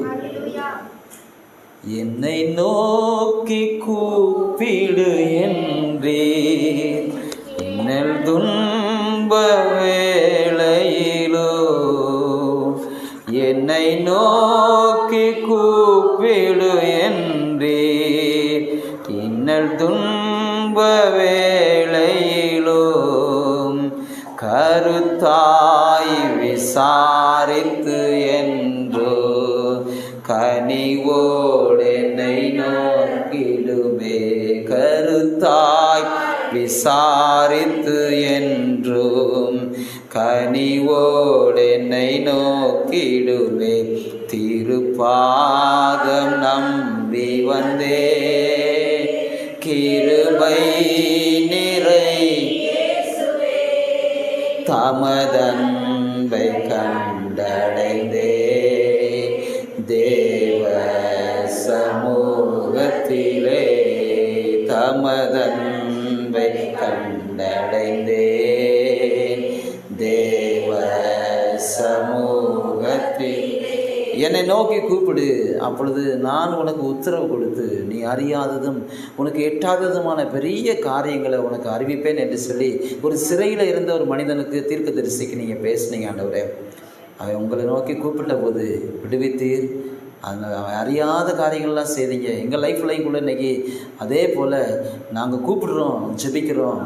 ஆண்டவரே, நாங்கள் அறியாததும் எங்கள் செவிக்கு எட்டாததும் எங்கள் இருதயத்தில் உணராததும் தோன்றாததுமான காரியங்களை செய்து இந்த நாட்களில் இந்த வருஷம் முடிவதற்குள்ளதாக ஆண்டவரே அதிசயங்களையும் அற்புதங்களையும் செய்து அதை நாங்கள் சாட்சியாக அறிவிக்கும்படி எங்களுக்கு வாய்ப்பு தருவீராக. அதற்கு எல்லாரும் மேலே உடைய பூரண கிருபை உண்டாயிருக்கட்டும். நான் கேட்ட சத்தியத்துக்கு எங்களை ஒப்புக் கொடுக்குறோம். நாங்கள் மீண்டும் வீட்டில் போய் உட்காந்து தியானித்து பார்க்க எங்களுக்கு உதவி செய்யுங்க. அந்த எல்லாரையும் பிளஸ் பண்ணி அனுப்புங்க. இயேசு கிறிஸ்துவின் நாமத்தில் நன்றியோடு ஸ்தோத்திரத்தோடு ஜெபிக்கிறோம் நல்ல பிதாவே. ஆமேன் ஆமேன். ஆத்துமாவே கர்த்தரை ஸ்தோத்திரி, என் உள்ளவே பரிசுத்த நாமத்தை ஸ்தோத்திரி. என் ஆத்துமாவே கர்த்தரை ஸ்தோத்திரி, கர்த்தர் செய்த சகல உபகாரங்களையும் மறவாதே. ஆமேன் ஆமேன். ஹல்லேலூயா. ஒரே ஒரு ஜெபம் பண்ணிடுவோமா, அதுக்கப்புறம் ஆசீர்வாதம். சிஸ்டர் நீங்கள் தேவி சிஸ்டர் இருந்தீங்க. இந்த வாரம் தானே உங்களுக்கு வெட்டிங் டே? இந்த வாரம் தானே வெட்டிங் டே உங்களுக்கு? 19. ஒரு நிமிஷம் ஜெபம் பண்ணிடுவோமா? கர்த்தாவே, எங்கள் சகோதரி தேவி சிஸ்டருக்காக உங்களுக்கு ப்ளஸ் எனக்கு 19. ஆமேன் ஸ்தோத்திரம். ப்ளஸ்னுடைய பர்த்டேயும் தேவிஸ்டருடைய வெட்டிங் டே நினைவு கூறுமா? கர்த்தாவே உமக்கு ஸ்தோத்திரம். ஆண்டவரே, அருமையான அருண் காவியாவுடைய 2வது மகன் பிளஸனுக்காக நாங்கள் நன்றி சொல்கிறோம். கிருபையாய் அவனை கொடுத்து ஆண்டவரே கர்த்தாவே இன்னொரு வருஷத்தையும் அவனை கூட்டி கொடுக்க போகிறீங்க இந்த 19ஆம் தேதி. அதுக்காக நன்றி சொல்கிறோம். பெற்றோரை ஆசீர்வதிங்க.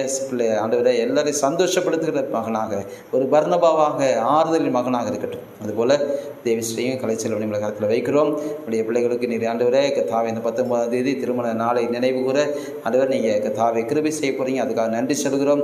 இந்த வருஷத்தில் ஆண்டவர் தங்களுடைய மூத்த மகனுடைய திருமணத்தையும் அவர்கள் காண கர்த்தர் உதவி செய்வீராக. உங்களுடைய கிருபையுள்ள கருத்துக்களை நாங்கள் தாழ்த்தி தருகிறோம். நீர் ஏற்படுத்தின குடும்பத்தை கர்த்தர் ஆசீர்வதிப்பீராக. இயேசு கிறிஸ்துவின் நாமத்தில் ஜெபிக்கிறோம் நல்ல பிதாவே. ஆமென். நம்முடைய கர்த்தராகிய இயேசு கிறிஸ்துவின் கிருபையும் பிதாவாகிய தேவனுடைய அன்பு பரிசுத்த ஆவியினுடைய ஐக்கியமும் அந்யோன்யமும் சந்தோஷம் சமாதான விடுதலையும் ஆசீர்வாதம் இன்றும் என்று சதா காலங்களிலும் நம் அனைவரோடுக்குள்ள சகல பரிசுத்தவான்கள் அவரோடுக்குள்ள கிறிஸ்துவின் வருகை பரியந்தம் தங்கியிருப்பதாக. ஆமேன் ஆமேன். ஹல்லேலூயா ஹல்லேலூயா ஹல்லேலூயா.